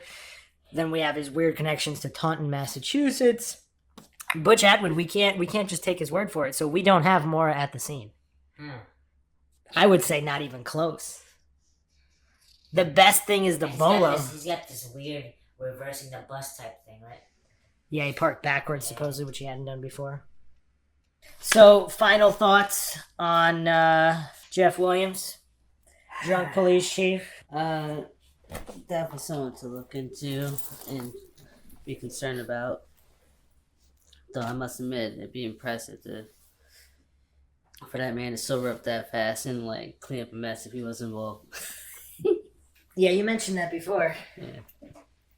Yeah, that's a good point. Unless he's used to Just committing operating crimes drunk. while drunk. Yeah, it's true. Like some people play. Oh, Family Guy. People play so great with. Or we don't know exactly 100% how drunk he was either. Like, what if he's That's only true. like half drunk? You could have been sobering up. And the whole ditch situation could have been not purely due to drunkenness, but other factors like something running in the road or whatever. Yeah. So it might have not been 100% related Very true. to his drunkenness, Very true. to his inebriation. And there's no. Yes, 'cause I can't even confirm that because there's no way you would breathalyze the police chief, even if that was the case. Yeah. It's just no way. So. All right, so let's move on to Cecil Smith. So the Grafton County Sheriff's Department's police log is missing quite a few pieces. Now, here's the thing. Normally, like, information is redacted. It's not just illegally removed. Right. And something was in the news, actually, recently, like a month or two ago, about some police officer that was guilty of doctoring the transcripts. Because I don't think you can just remove pieces. It has to be officially redacted. Official, yes. So there's a whole bunch of logs missing and a whole bunch of times missing. So there's 6 minutes missing between 6:02 p.m. 6:08 p.m. 23 minutes missing between 6:37 p.m. and 7 p.m. 18 minutes missing between 7:49 p.m. and 8:07 p.m. And 34 minutes missing between 11:03 p.m. and 11:37 p.m. What is Cecil Smith doing? So this 2 hours and 5 minutes of strangeness is around the time of the accident and witness A's activities. So there's 34 minutes missing before midnight, and this is after the 10:41 p.m. call for Cecil Smith, and this was the Texas truck that was flagged by the DEA. Maxwell, you remember? The Texas truck? This Texas truck? The vehicle that was flagged by the DEA? The DEA? Not really, but... So Cecil Smith was called to it. But here's another thing. During this call, Cecil Smith was at Cottage Hospital, according to the log, and he didn't clear from that call until 11:07 p.m. But then there's a 10:41 p.m. call for Cecil Smith about the Texas truck with the plate flagged by the DEA. Huh. So this could have been flagged because it's a vehicle used by the DEA. So we don't know. And then there was a suspicious person at 11:38 p.m. on Central Street by Riverview Market. So, and there was no name of the calling party. So no name to be redacted. And this was cleared in 5 minutes. So some people actually are saying that this was Maura. This could have been Maura. I was just This thinking unknown that figure. too. But I think it was reported as a man, though. A suspicious person. I think it was a man. But we don't know. So Cecil Smith left the hospital without clearing the call, checked the vehicle, and then went back to the hospital. And then what is happening at the hospital? Is Maura at the hospital? Was she hit? Was this whole police conspiracy to try to get her to the hospital and get her safe and helped? And then not reveal in public what happened and then make up a story on how she got hit or hurt by some other means that had nothing to do with the police? But then if she died or whatever happened, or that they got her out of the hospital, like what's going on at these hospitals and these suicide calls and all this stuff? Were the people at the hospital ever interviewed? I don't think they were. So between 6:03 p.m. and 11:37 p.m., there's a lot of weirdness and missing time. So we have this DEA flagged vehicle, and then we have another suspicious character of unknown everything unknown about this character. All right, so what do we think about Cecil Smith? He was also very shady and constantly comes off as blaming Maura. Oh, she was drunk. There's no evidence she was drunk. Drunk, suicidal. He's trying to pin everything on her in the interviews. Okay. So just Instead of trying to cover up something. exactly. Or just quiet it. Just get over So it. does he simply feel guilty for letting Williams off the hook at the ditch scene? And then if he knew that Williams was responsible for Maura? Well, you'd have to hope the one day that he might break and just confess everything, but... Cecil? Oh, yeah. Yeah, I don't know about that. Don't think that's happening. Neither do I. It's wishful thinking. So, final point on Cecil, Williams, and the SUV. So, Haverhill Cruiser 001 was repaired for unknown damage, and then it was sold at an auction for $2,500 with the low mileage of 78,000. What is this? 78,500 miles or 83,000 miles. So that's pretty low mileage for a police vehicle sold for $2,500, and they just repaired it and then sold it. Is there evidence in it? Is that why they got rid of it so quick? It's pretty suspicious, right? It is. It definitely is. So supposedly, again, 4 p.m., the Route 10 incident, when Williams was driving the 002 sedan, slid off the road. He needed a tow truck. Cecil Smith arrived in the 001 SUV, traded with Williams. Williams left and Smith remained, and that's to talk to McKean. So there is no 100% verification that Williams was even at the scene. And so is that the way they did it that way?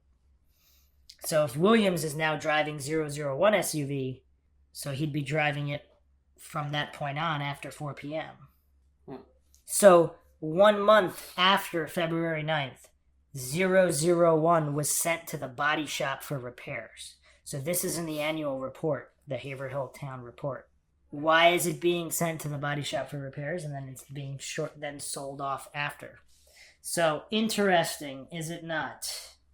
Interesting. What do we think about the SUV situation? I mean, it's been gone over ad nauseum by now, but By everyone, or? pretty much the Oxygen Network kind of wants to just sweep it under the rug and be like, oh, it was just Cecil in 001, nothing to see here. Witness A was correct. Completely ignoring the fact that this whole time Witness A was derided by the police by saying she didn't see what she saw because she reported it several times, and they just told her she couldn't have seen what she saw. It's serious accusation against the police and all this stuff. And she never pushed any kind of police conspiracy theory. She just said, that's just what I saw. Johnny? Sid? With the SUV scenario, just if Cecil was there, let's say that he might have gotten a call from Jeff Williams.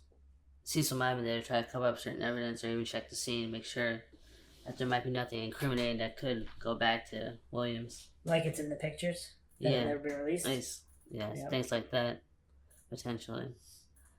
So, because one thing the question is, if there's another car was there, things skidded and whatever, I mean, you'd be interested to not find any evidence that, or at least any evidence that might have been logged of a second vehicle that would have, because I imagine there might be some debris from that, if the two might have either collided.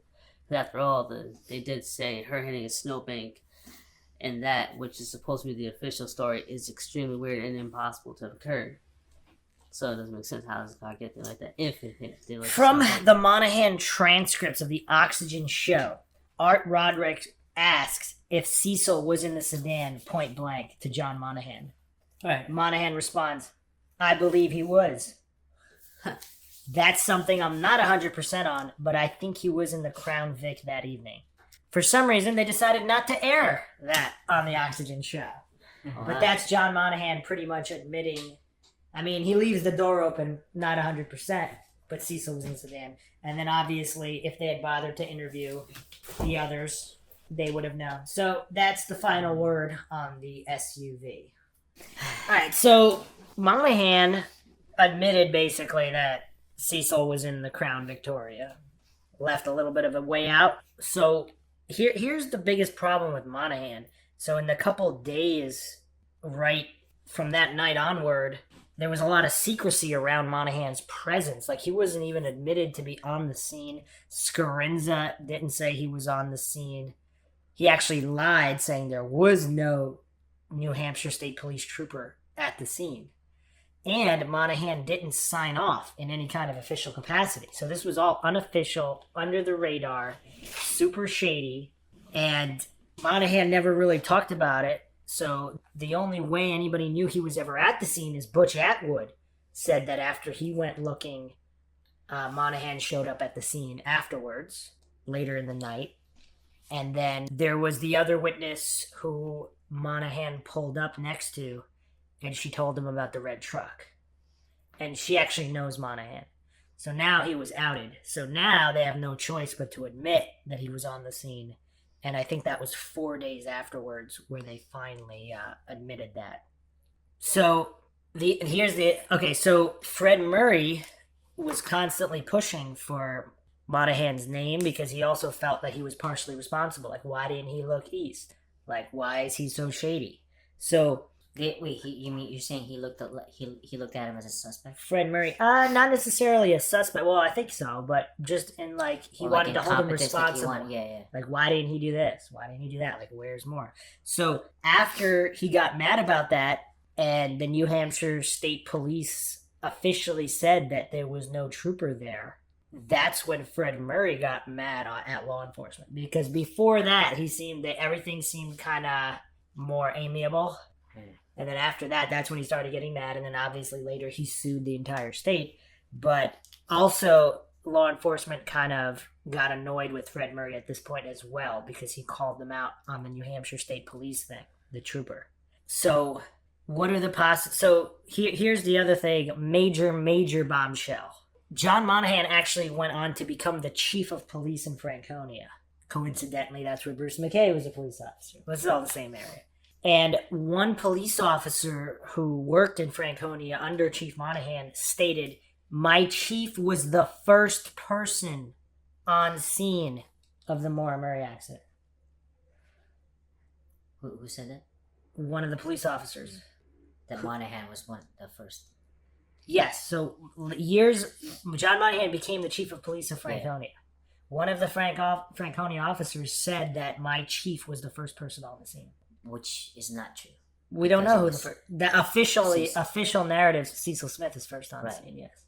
How long after the incident did that person say that? Well, it was several years afterwards. Yeah, number of years after that. That's interesting. Yeah. So why would he say? And Monaghan was really tight-lipped about the whole thing. Supposedly, he never talked to anybody about it. So if we have Monaghan at the scene first, what are the possible situations? If he arrives and 001 is there, so if that's Jeff Williams, would Monaghan tell him to leave?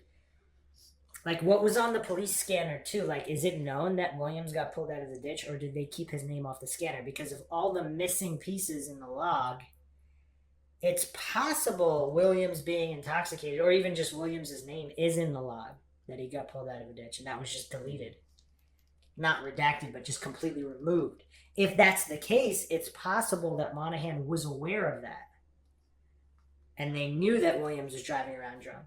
Or if Monaghan knows about the chief anyway, they knew in general he likes to drive around drunk. He meets him, "Oh, you're drunk, leave the scene." He's telling the chief of police to leave the scene in his jurisdiction. That could possibly cause an argument, like witnesses could have overheard. Okay. What do you think, Johnny? You're putting him in the spot like Maxwell. Like Maxwell the past 12, 15 episodes. So Cecil, by the time Cecil gets there, Like, is Monaghan still there? Is it possible Monaghan was still there when Cecil got there? Then he told Monaghan to leave? Was Cecil arguing with Monaghan over jurisdiction? There's so I many... think a lot of these like details when they like, let's say that guy was saying, oh, he was the first on the scene. They kind of just throw Everything? yeah, no, what I'm saying is like these people will kind of just throw things loosely just because they don't think it's that important. I don't. Do you understand what I mean? Like you and I are friends. Like we could be talking about I don't know something, an event, and then I could just if someone asked me like, oh yeah, my friend was there. Was the only one there. Yeah, like, but I would just throw it, like because I wouldn't. I don't think that's how the information came out. I think John Smith reached out to people that knew anything, so it was more of a formal thing. In which case, they should have thought long and hard about the specific statement, if that's how it was given. Yeah, and I can see too, like I talked about this before. When the pressure comes on, like an interview with a freaking mic and a camera, Well, I and think they it come might have to just been you, either an like the email pressure, or a like phone distorts the mind. I think you know what I mean. Yeah, Like I don't know. We could have done something last week, something that innocuous, nothing important, and someone comes in with a camera and to my face and a mic, and I don't know. It's just weird. Anyway, go ahead. Johnny, you think he misspoke when he said the chief was the first one on the scene? Or do you think he overheard something or knows something and wanted to help out and throw the truth out there? And that could be true too. I'm just saying. I'm just putting it out there. Don't you have experience with police trying to deny accidents happening, right? Or who was at fault in certain accidents? But see, I like the way he's reacting to it. Like if you look at him, like he's being asked, like so there's pressure, right? Like he doesn't really know what to say. But like a week from now, he'll have more information Yeah, but and he's not he'll gonna say make something. up. But he's not going to make up stories Exactly. about stuff. Well, here's the other thing. If something shady is going on, Monaghan's not part of it. They would want Monaghan to leave immediately. So that could have been some shady situations as well. Okay. So here's another possible situation. If Monaghan is there and he got an argument with Williams or whatever, and he's like, okay, well, you're drunk, you can't be here. This is going to be a problem. I'm not going to arrest you, but you got to get out of here. Brief argument, whatever. Williams leaves, and he knows that Cecil's on the way. So did Monaghan simply force Williams to leave and have Cecil someone who's not intoxicated to come to the scene officially, to have Cecil there officially, and Williams be stricken from the record because he's drunk, so the whole scene would be mishandled. They don't want that on the records. Right. So Monaghan isn't necessarily part of a grand conspiracy of any kind. He just wants to keep everything as clean as possible. Yeah. Just in general. Just yeah, exactly, for general law enforcement. Just in general, yeah. For the Yeah, whole, and so with that, public. that could theoretically account for Cecil taking so long to get there. Okay. So the red truck witness, she said that she talked to Monaghan and he was leaving the accident site with the ambulance at about 8:05 p.m. So we don't know how long Monaghan was at the scene, because Atwood sees Monaghan after 8 p.m. as well. So this witness... Butch, not the wife. What? Butch, not the wife. Correct, Butch, yes. Yeah. Butch. Okay. So this witness, again, we do need to talk to Mrs. Atwood because I'm sure she knows a lot and saw a lot. But so the witness who spoke to Monaghan assumed that Monaghan was leaving the entire area. It was done. But he went back to the accident site again. Okay. So he seems to be in the area for quite a long time.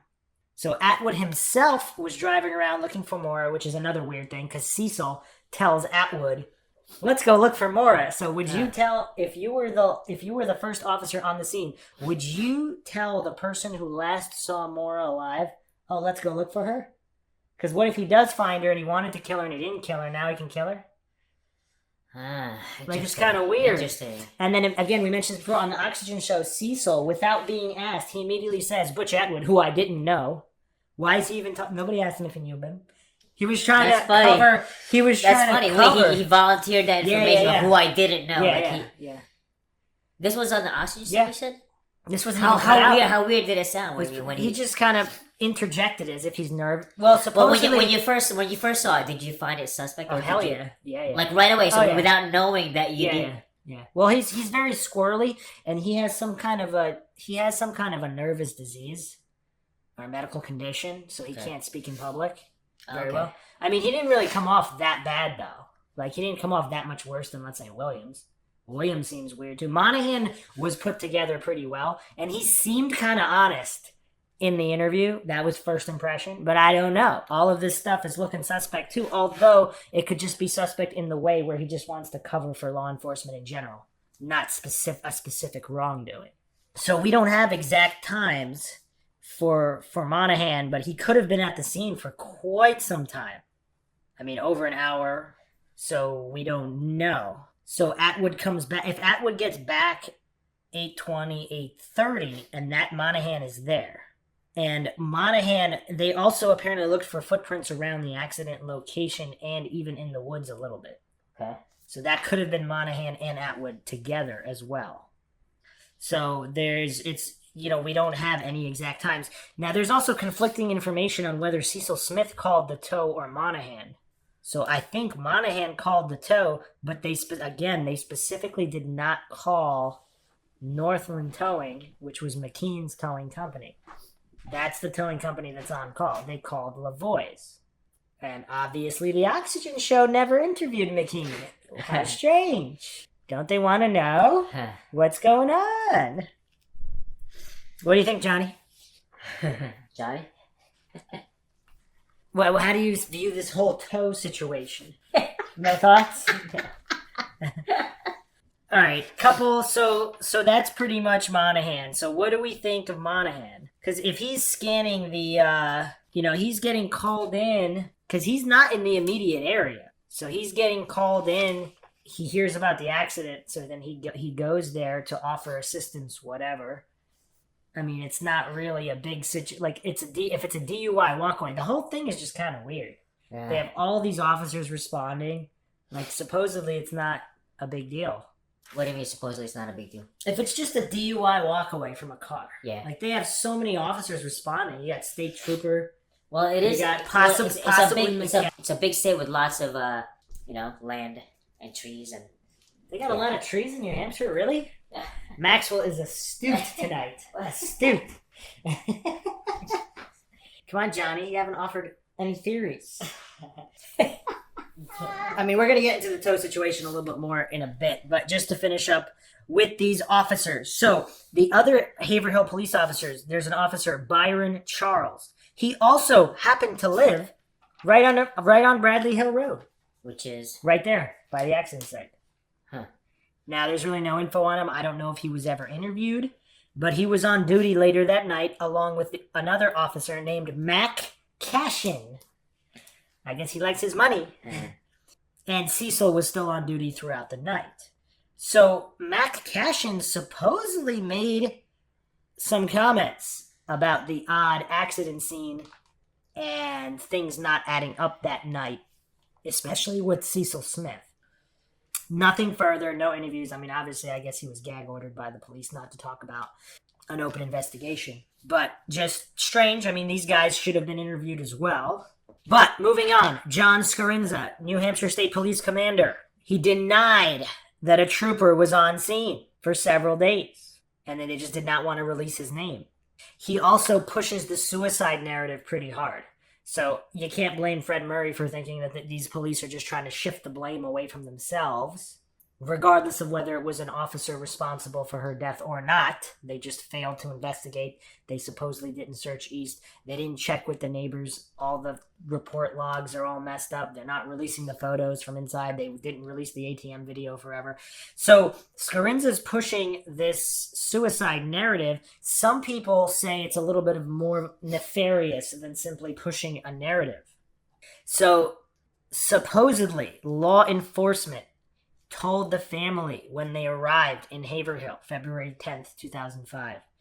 And for the ongoing months, they said that Maura had plans on committing suicide. So Wait, who family said that? the law enforcement Oh, sent law this to the enforcement. family. Okay, got it. So they said that somehow aspirin, Tylenol PM, alcohol in the car, the email about a death in the family, and the fact that family and friends supposedly did not know about the nature of her trip to New Hampshire, they said that this proved that she was going to commit suicide. So they were investigating a suicide attempt. So they were basically telling the family that, and obviously there's issues with that. Oh, wait, how long after? The day after, starting the day after. So the narrative starts Right away. The day after. Right away. Right away. Yeah, right away. Damn. Even though they were stopping red trucks all night. Huh. She went into the woods to commit suicide, but let's stop all these red trucks all night for some reason. That makes sense, right, Johnny? Why are they stopping red trucks? I don't know. Because the red truck was sighted the previous night. So they think it might have something to do with it, even though she was just there to commit suicide. I don't know. It doesn't make sense. So Scarinza gave interviews and went on TV, and he said Maura was suicidal and even left a note for her boyfriend. And so Sharon Rausch, Billy's mother, actually called law enforcement liars in print. I actually read that article. Really? How on was the it? previous episode. Well, you were there. We Oh. talked about it. How was it? So here's the thing, though. I don't know if we talked about this. Billy Rausch actually went to Maura's dorm room because the UMass Police Department told him he could. This was before the New Hampshire State Police. Billy Rausch says that there was no note. And afterwards, the Rausches and the Murrays both wanted Scarinza to retract those public statements about Maura being suicidal because there was no proof of that. Okay. So, once again, that's evidence that the dorm room could have been possibly staged, as well as the accident scene. The whole thing could have been staged to make her appear suicidal. So that's Scarinza. He's no longer the commander, but was he complicit in creating the entire cover-up? Was he just following orders? Because I don't think he was there that night, so he probably wasn't personally responsible. But his denial that a trooper was on scene, when he knew a trooper was on scene, and then obviously he told John Monaghan not to talk about it. Why are all these people being silenced for a very simple DUI walkaway, especially at the time? They really thought she was suicidal. She went up there. She had DUI walkaway.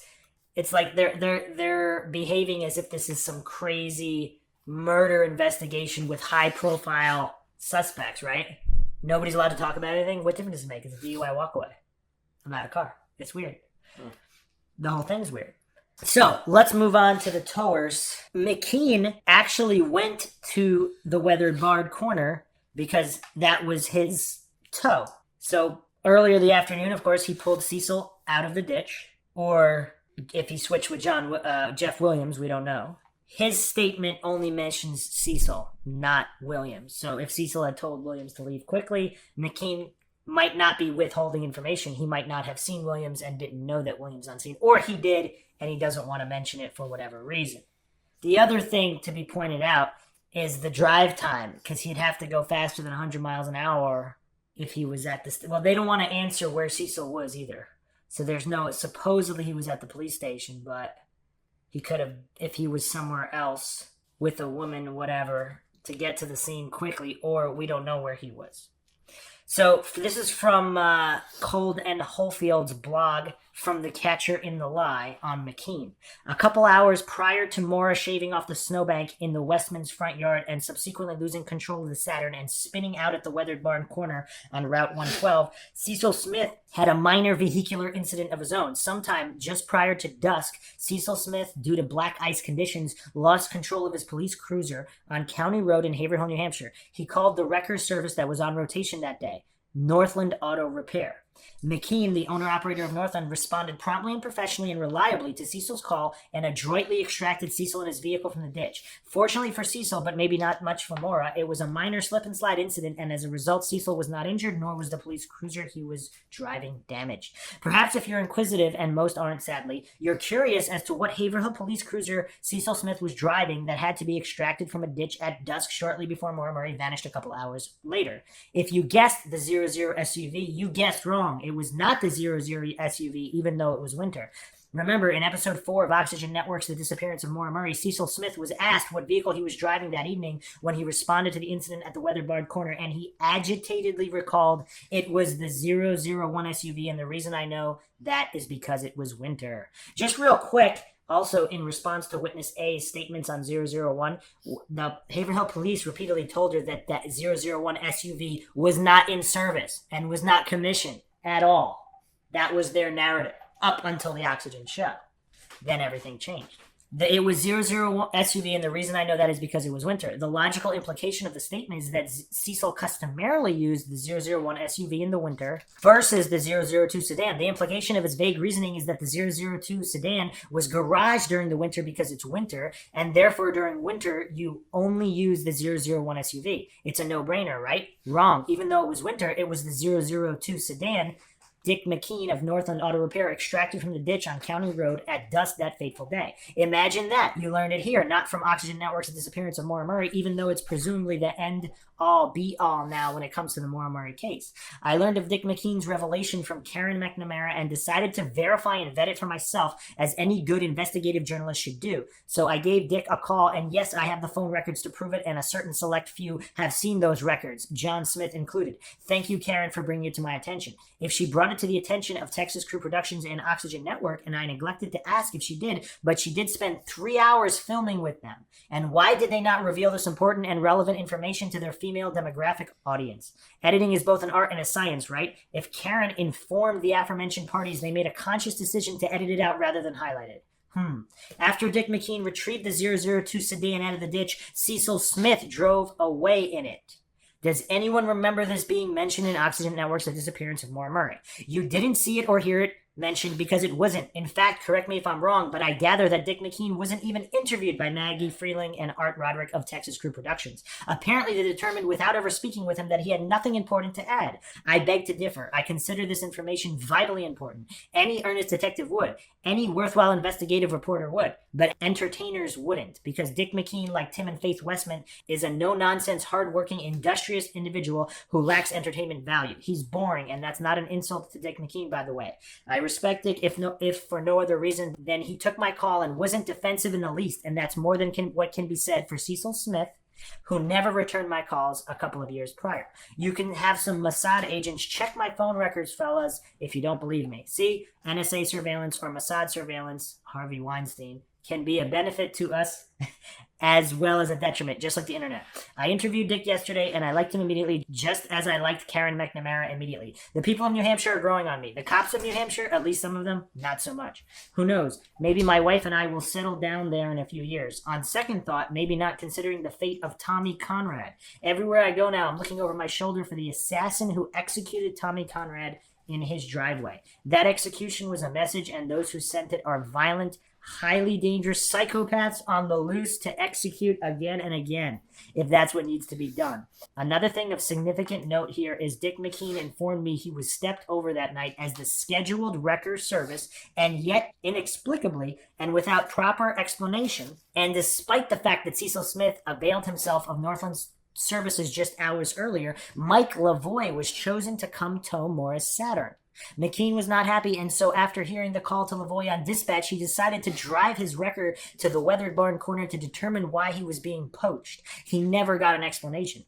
We have never gotten an explanation, and we need an explanation because it makes no sense. He informed me that it was not without precedent to be poached by another wrecker service and stepped over by the Haverhill Police Department, but it wasn't customary and actually quite rare. Most of the time when it happened, the person who owned the vehicle requested a specific wrecker service, which McKean understands and accepts. But that's not the case on the fateful evening of February 9th, 2004. Maura, the occupant of the vehicle, because no one else would have known to put the rag in the tailpipe, was allegedly nowhere to be found, so obviously she couldn't have specifically requested Lavoie as her wrecker of choice. Cecil Smith did. Why? We need an adequate answer to that question, especially when you consider Lavoie knew he wasn't on the schedule that night. And in fact, per his interview with Oxygen Network and Texas Crew Productions, he was asleep on the couch when he got the call. Some screen names online at various venues have conjectured it was because the vehicle was seemingly abandoned since the driver could not be located, and Haverhill Police Department does not have an impoundment lot that Lavoie was solicited because it could be kept in his personal garage. That makes no sense whatsoever. And you have to wonder who these screen names are who deposit and spread this illogical BS. Lavoie had no adequate and secure accommodation for Maura's Saturn. McKean did and does, and Haverhill Police Department knew that then and knows it now because it used them then and uses now McKean's massive barn as its effective impoundment. McKean's barn is effectively a safe and secure police impoundment. It's so large, aside from detained vehicles, he also keeps his records in it as well. So it makes no sense for Cecil Smith to have solicited Lavoie the evening of February 9, 2004. Texas Crew Productions asked, or at least in the edited segments, they asked Lavoie, but I can't find where they asked Cecil Smith why Lavoie was called that night. Why ask Lavoie? Why not go straight to the source? Why not ask the person who solicited Lavoie? What kind of investigative reporters are you? Finally, I asked McKean, since he indicated he visited the weathered barn corner after hearing on dispatch that Lavoie got the call, if Cecil Smith was driving the 001 SUV or the 002 sedan that evening when he arrived. He said he couldn't remember. Cecil Smith was there, but the police cruiser was down a ways from the Saturn and its lights were flashing, but he didn't take note whether it was 001 or 002. However, considering everything I've discussed in my recent blog post, the timeline tells here, coupled with McKean's revelations per my interview with him, in all probability, Cecil Smith was driving the 002 sedan when he responded to the accident at the weathered barn corner, absent definitive, irrefutable proof to the contrary. If so, who was driving the 00 SUV? This is what Karen McNamara told the New Hampshire State Police when they paid her a visit shortly after her son had passed away. Nice timing, guys. She told them they should find out who was driving the 00 SUV that night. Chuck West agreed and said that that's what they needed to do and would do, but not before his thuggish sidekick intimidatingly informed Karen that it's a serious criminal offense to accuse law enforcement of wrongdoing, which Karen has never done, but I guess this jerk felt compelled to say it anyway for good measure. Why is it important to determine the driver of the 00 SUV? Because that individual was likely the last person to see Maura Murray alive before she inexplicably vanished into the frigid thin air, and that person needs to be seriously interrogated by someone as independent and objective as Joe Kenda. And no, that person could not have been Billy Roush's proxy, and the only way Billy Roush could have been responsible for Maura's disappearance is via proxy, and we know from the facts that's pretty much impossible. But hey, it's the kind of crap that sells books, and accusing sexual harassers is all the rage these days, so who cares if Roush gets set up for a crime he didn't commit, right? Right, truth be damned. Please don't take that as me advocating for sexual harassers and sexual harassment. I deplore men who abuse women, and if the claims about Roush are proven true, I have less than zero respect for him, but what does that have to do with the facts of this case as we know them? Nothing. That's what. It's a separate issue despite opportunists trying to conflate the two.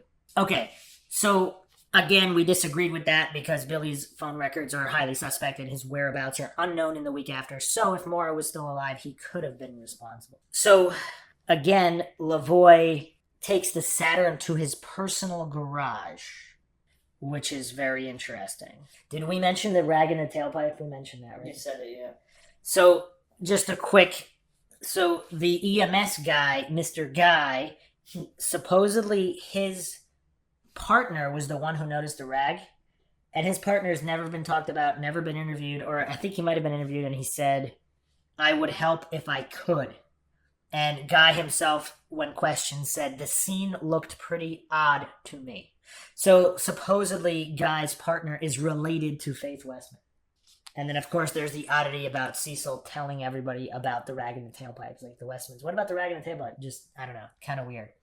So it's transported to Lavoie's personal garage, so the same garage where he keeps his own car, not his auto repair shop.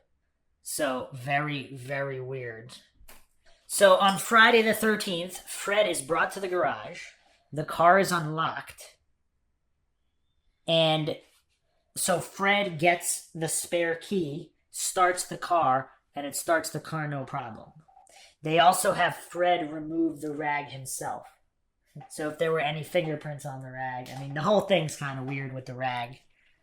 Fred removed the rag himself? Yeah, at Lavoie's personal garage, instead of being towed to the auto repair shop. So the guy that wasn't even supposed to be the towing company that night, it's going to his personal garage. Then he's having Fred start the car, remove the rag. Fred Murray.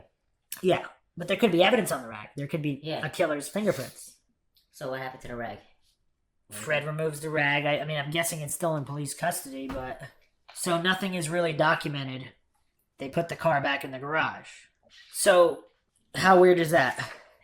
We don't really know what happened to the rag. Later, the entire exhaust system of the car was removed for testing. Although originally they were going to give Fred back the car without doing any testing. And then private investigator John Smith said, I'll take the car. And they said, never mind, we're not giving the car. And they just kept the car. And then they had it at a lot outside, exposed to the elements all these years. So if there was any evidence left in it, was that an intentional thing? Or we don't know. Yeah, that's interesting. They just left it outside? Yeah. Just so many bizarre things. Back to EMS. So the EMS was only on scene for 6 minutes and sent back to the station. So fire department and law enforcement stay on the scene. Fire department were on the scene for 52 minutes. So there's 8 members. None of them were ever interviewed. And so Smith stayed on the scene for another 37 minutes. He didn't clear the scene until 9:26 p.m. Lavoie's towing didn't clear the scene until 9:39 p.m. So supposedly Lavoie was there 13 minutes after law enforcement left by himself. So that's kind of weird, right? Yeah. And he's just towing the Saturn. So, okay, bizarre. Any thoughts on the EMS guys, fire department? They should be interviewed. Other than that, no thoughts? Would they cover up for the police, you think? Is that why the police just don't want them interviewed, because they didn't tell them to stay silent, so they just kind of kept everyone else from interviewing them? That So, way. wait, no one's ever... The fire department, no. And Mr. Guy from EMS, he was interviewed. He was on the Oxygen show. He seemed more or less honest, but he would, again, they dismissed them within 6 minutes. Like, what if she had her head cracked open, lying on the side of the road, like down the road? They just told them to leave. Like, you're supposed to actually be on scene for X amount of time. Like the fire department. Fire department was on scene for 52 minutes. What were they doing? I mean, they were looking for her, but it's weird. All right, so the final guys. Chuck West. So, New Hampshire State Police, Chuck West. Funny comments. So the FBI was supposedly willing to consider taking the case. In 2009, they wanted to enter the case. Chuck West would not open to the case to them. So why is he saying the FBI should investigate? He also has interesting comments like, oh, you people from Massachusetts that keep coming up here and getting lost. Kind of weird. So Chuck West was also the one who told Witness A, whatever you think you saw did not happen. What you are stating is a very serious accusation and is criminal. So those are comments coming from Mr. West. Okay, so now we have James A. Conrad.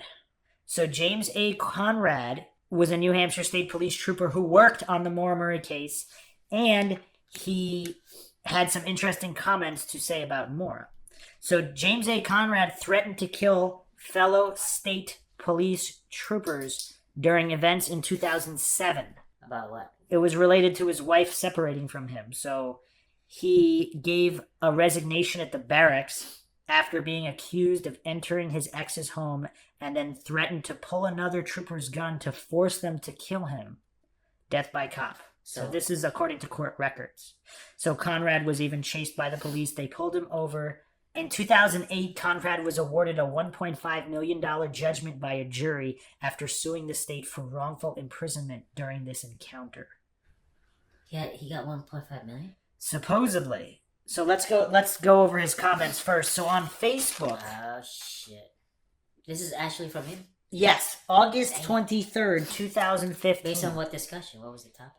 About Maura Murray. Okay. Ask the state police. They know. That's what Conrad says. I have first-hand knowledge of this. James, what do you do?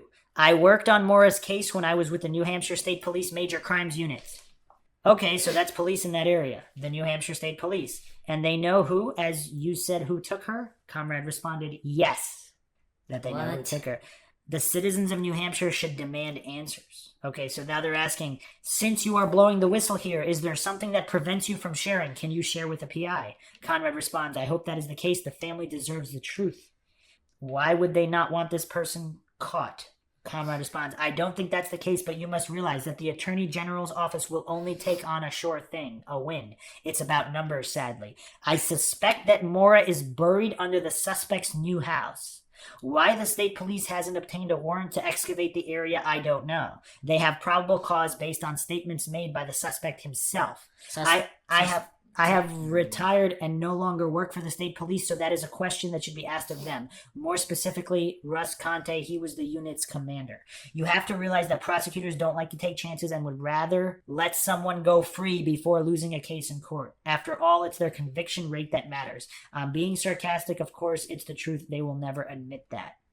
That person does know. Okay, so some people think he's referring to Rick Forcier because he was laying the foundation in the winter, but supposedly his foundation was already set by February, and he's referring to the concrete guy that we mentioned in the last podcast, the one with court connections. Here's an article by Ken Braderman, May 22nd, 2012. State trooper awarded $1.5 million for being driven to a nervous breakdown. A retired New Hampshire state police trooper was awarded $1.5 million in May 2012 in Conrad versus New Hampshire for being wrongly confined by his supervisors, driven to what his lawyer called a nervous breakdown, and committed to the state psychiatric hospital for a month. Medical witnesses testified that he still suffers post-traumatic issues. It was a simple question of whose version of events the jury believed, Trooper James Conrad or his supervisors. The judge instructed the jury that the standard of proof in a civil trial is 51% more likely, not beyond a reasonable doubt like a criminal case. After 11 days of testimony and 3 days of deliberation, the jury decided the trooper's version was more likely. They awarded him twice what an economist said he would have earned in law enforcement if this incident had not made him unmarketable. In 2012, Conrad's estranged wife told his captain that he had been in her home in violation of a court protective order. The head of internal affairs started an administrative review, an investigation that can lead to department sanctions, not criminal charges. Conrad asked for his union's lawyer to be present during questioning, which was his right. The lawyer was not available till the next day. When they insisted on questioning him that day, Conrad resigned. His captain rejected the resignation and told him he was irrational and to think about it. They did not allow the trooper to leave and began questioning him without a union representative, the jury was told. Lawyers for the state said they had good reason to hold him because when confronted about being in his wife's home, he said she can't prove it. They also said he was highly agitated. A few years before, his wife had told his supervisors that he'd been talking about suicide and shut himself in their bedroom with his service revolver. Conrad knew he'd blown it, the assistant attorney general told the jury in her opening argument. To experienced investigators, which he and his supervisors all were, the phrase, "she can't prove it," is a tacit admission. Because he knew he'd blown it, he became more agitated and made threats. That was the crux of the state's defense, their lawyer told the jury. So Trooper Conrad landed in the state psychiatric hospital. They also charged him with criminal threatening and fired him. He was cleared of the criminal charge, and the state personnel department changed his terminated status to a voluntary retirement well before the civil damages trial.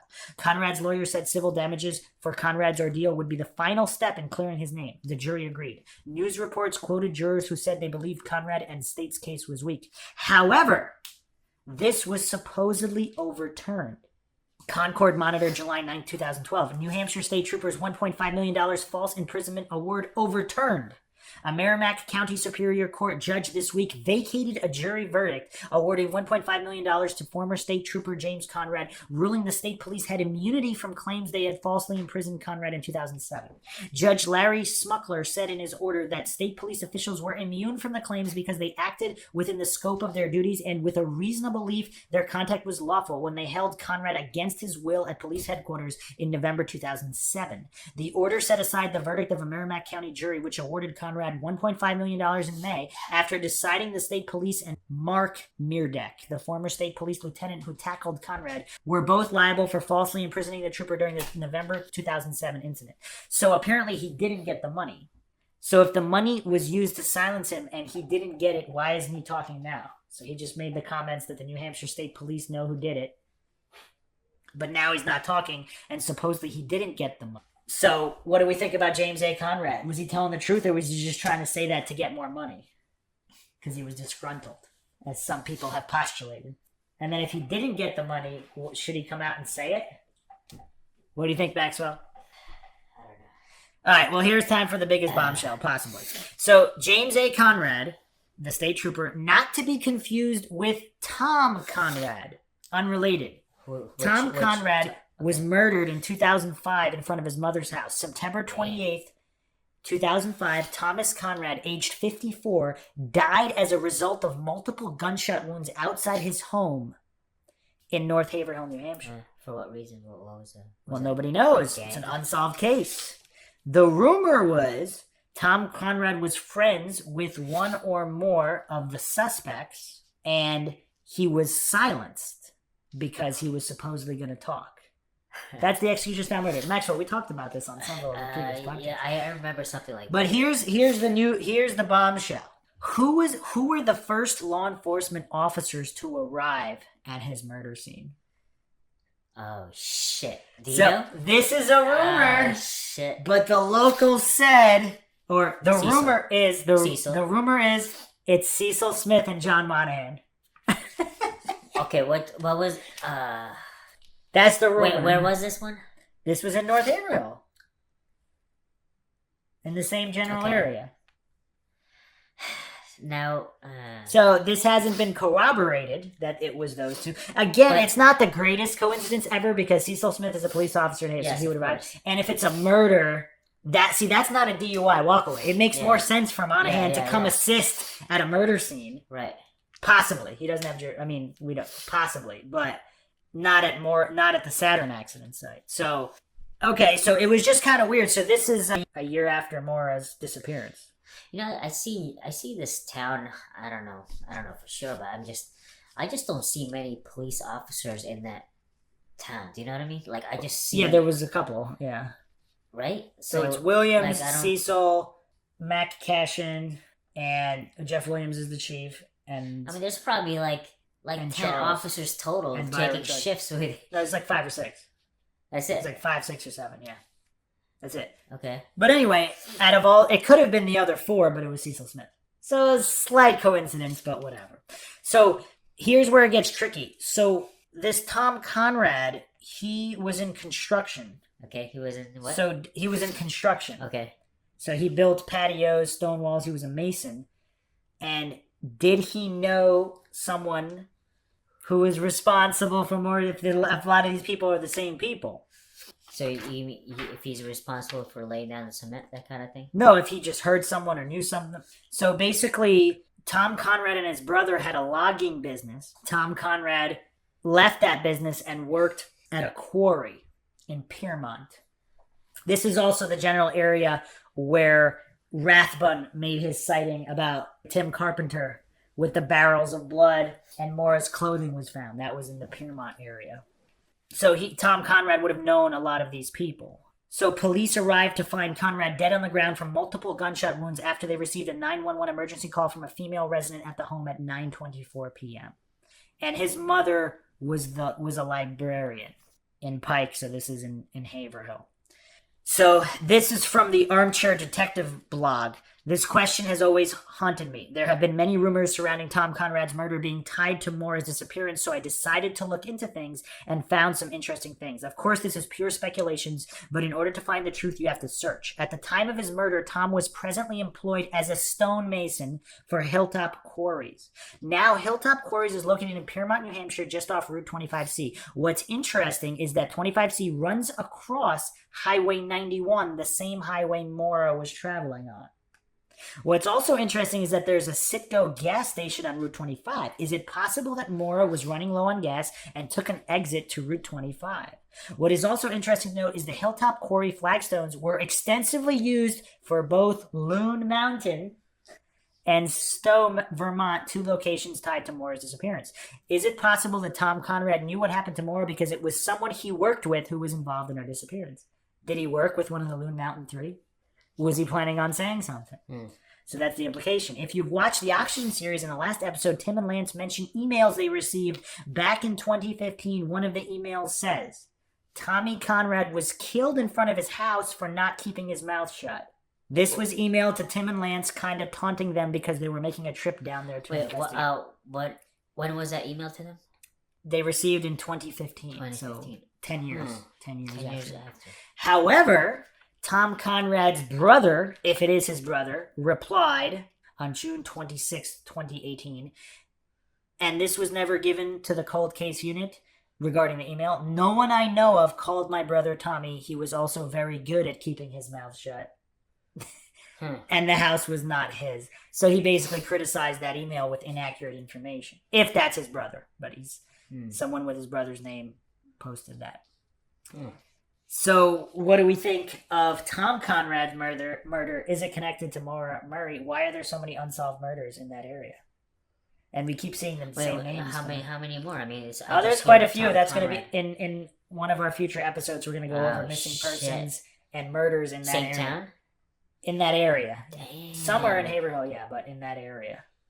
Okay. So, do we think this is connected to Maura Murray or no? What do you think, Johnny? I don't know what the motives are though. Like I don't know. It's just. Well, if he knew the same people, if he knew people in the construction business, he's not a woman, so it's not trafficking. So like. No, but if he knew the people in the construction business and one of them, like if he worked with people at Loon Mountain, if somebody at Loon Mountain was responsible for like the Loon Mountain 3 or the G Brothers or whoever, a lot of these people are into logging and construction, so he would know Claude Moulton. He would know all of these same people. There's a lot of crossover. So the last person on our persons of interest list. Oh shit. Is Jeff Strelzin. Oh shit. So don't laugh, but here's a quote from Strelzin. I think the state police have done an excellent job with the investigation. Wait, what's that again? I think the state police have done an excellent job with the investigation. That's pretty funny. You don't think that's funny? I don't know. You think the state police did an excellent job with the Maura Murray I don't think so. But if they're covering up, then they did a great job. I don't know. Oh, but that's not with the investigation. That's with the cover up. Yeah. And their cover up's not that great of a job either. Because look how many holes we just pointed out. I know. It's a sloppy cover up.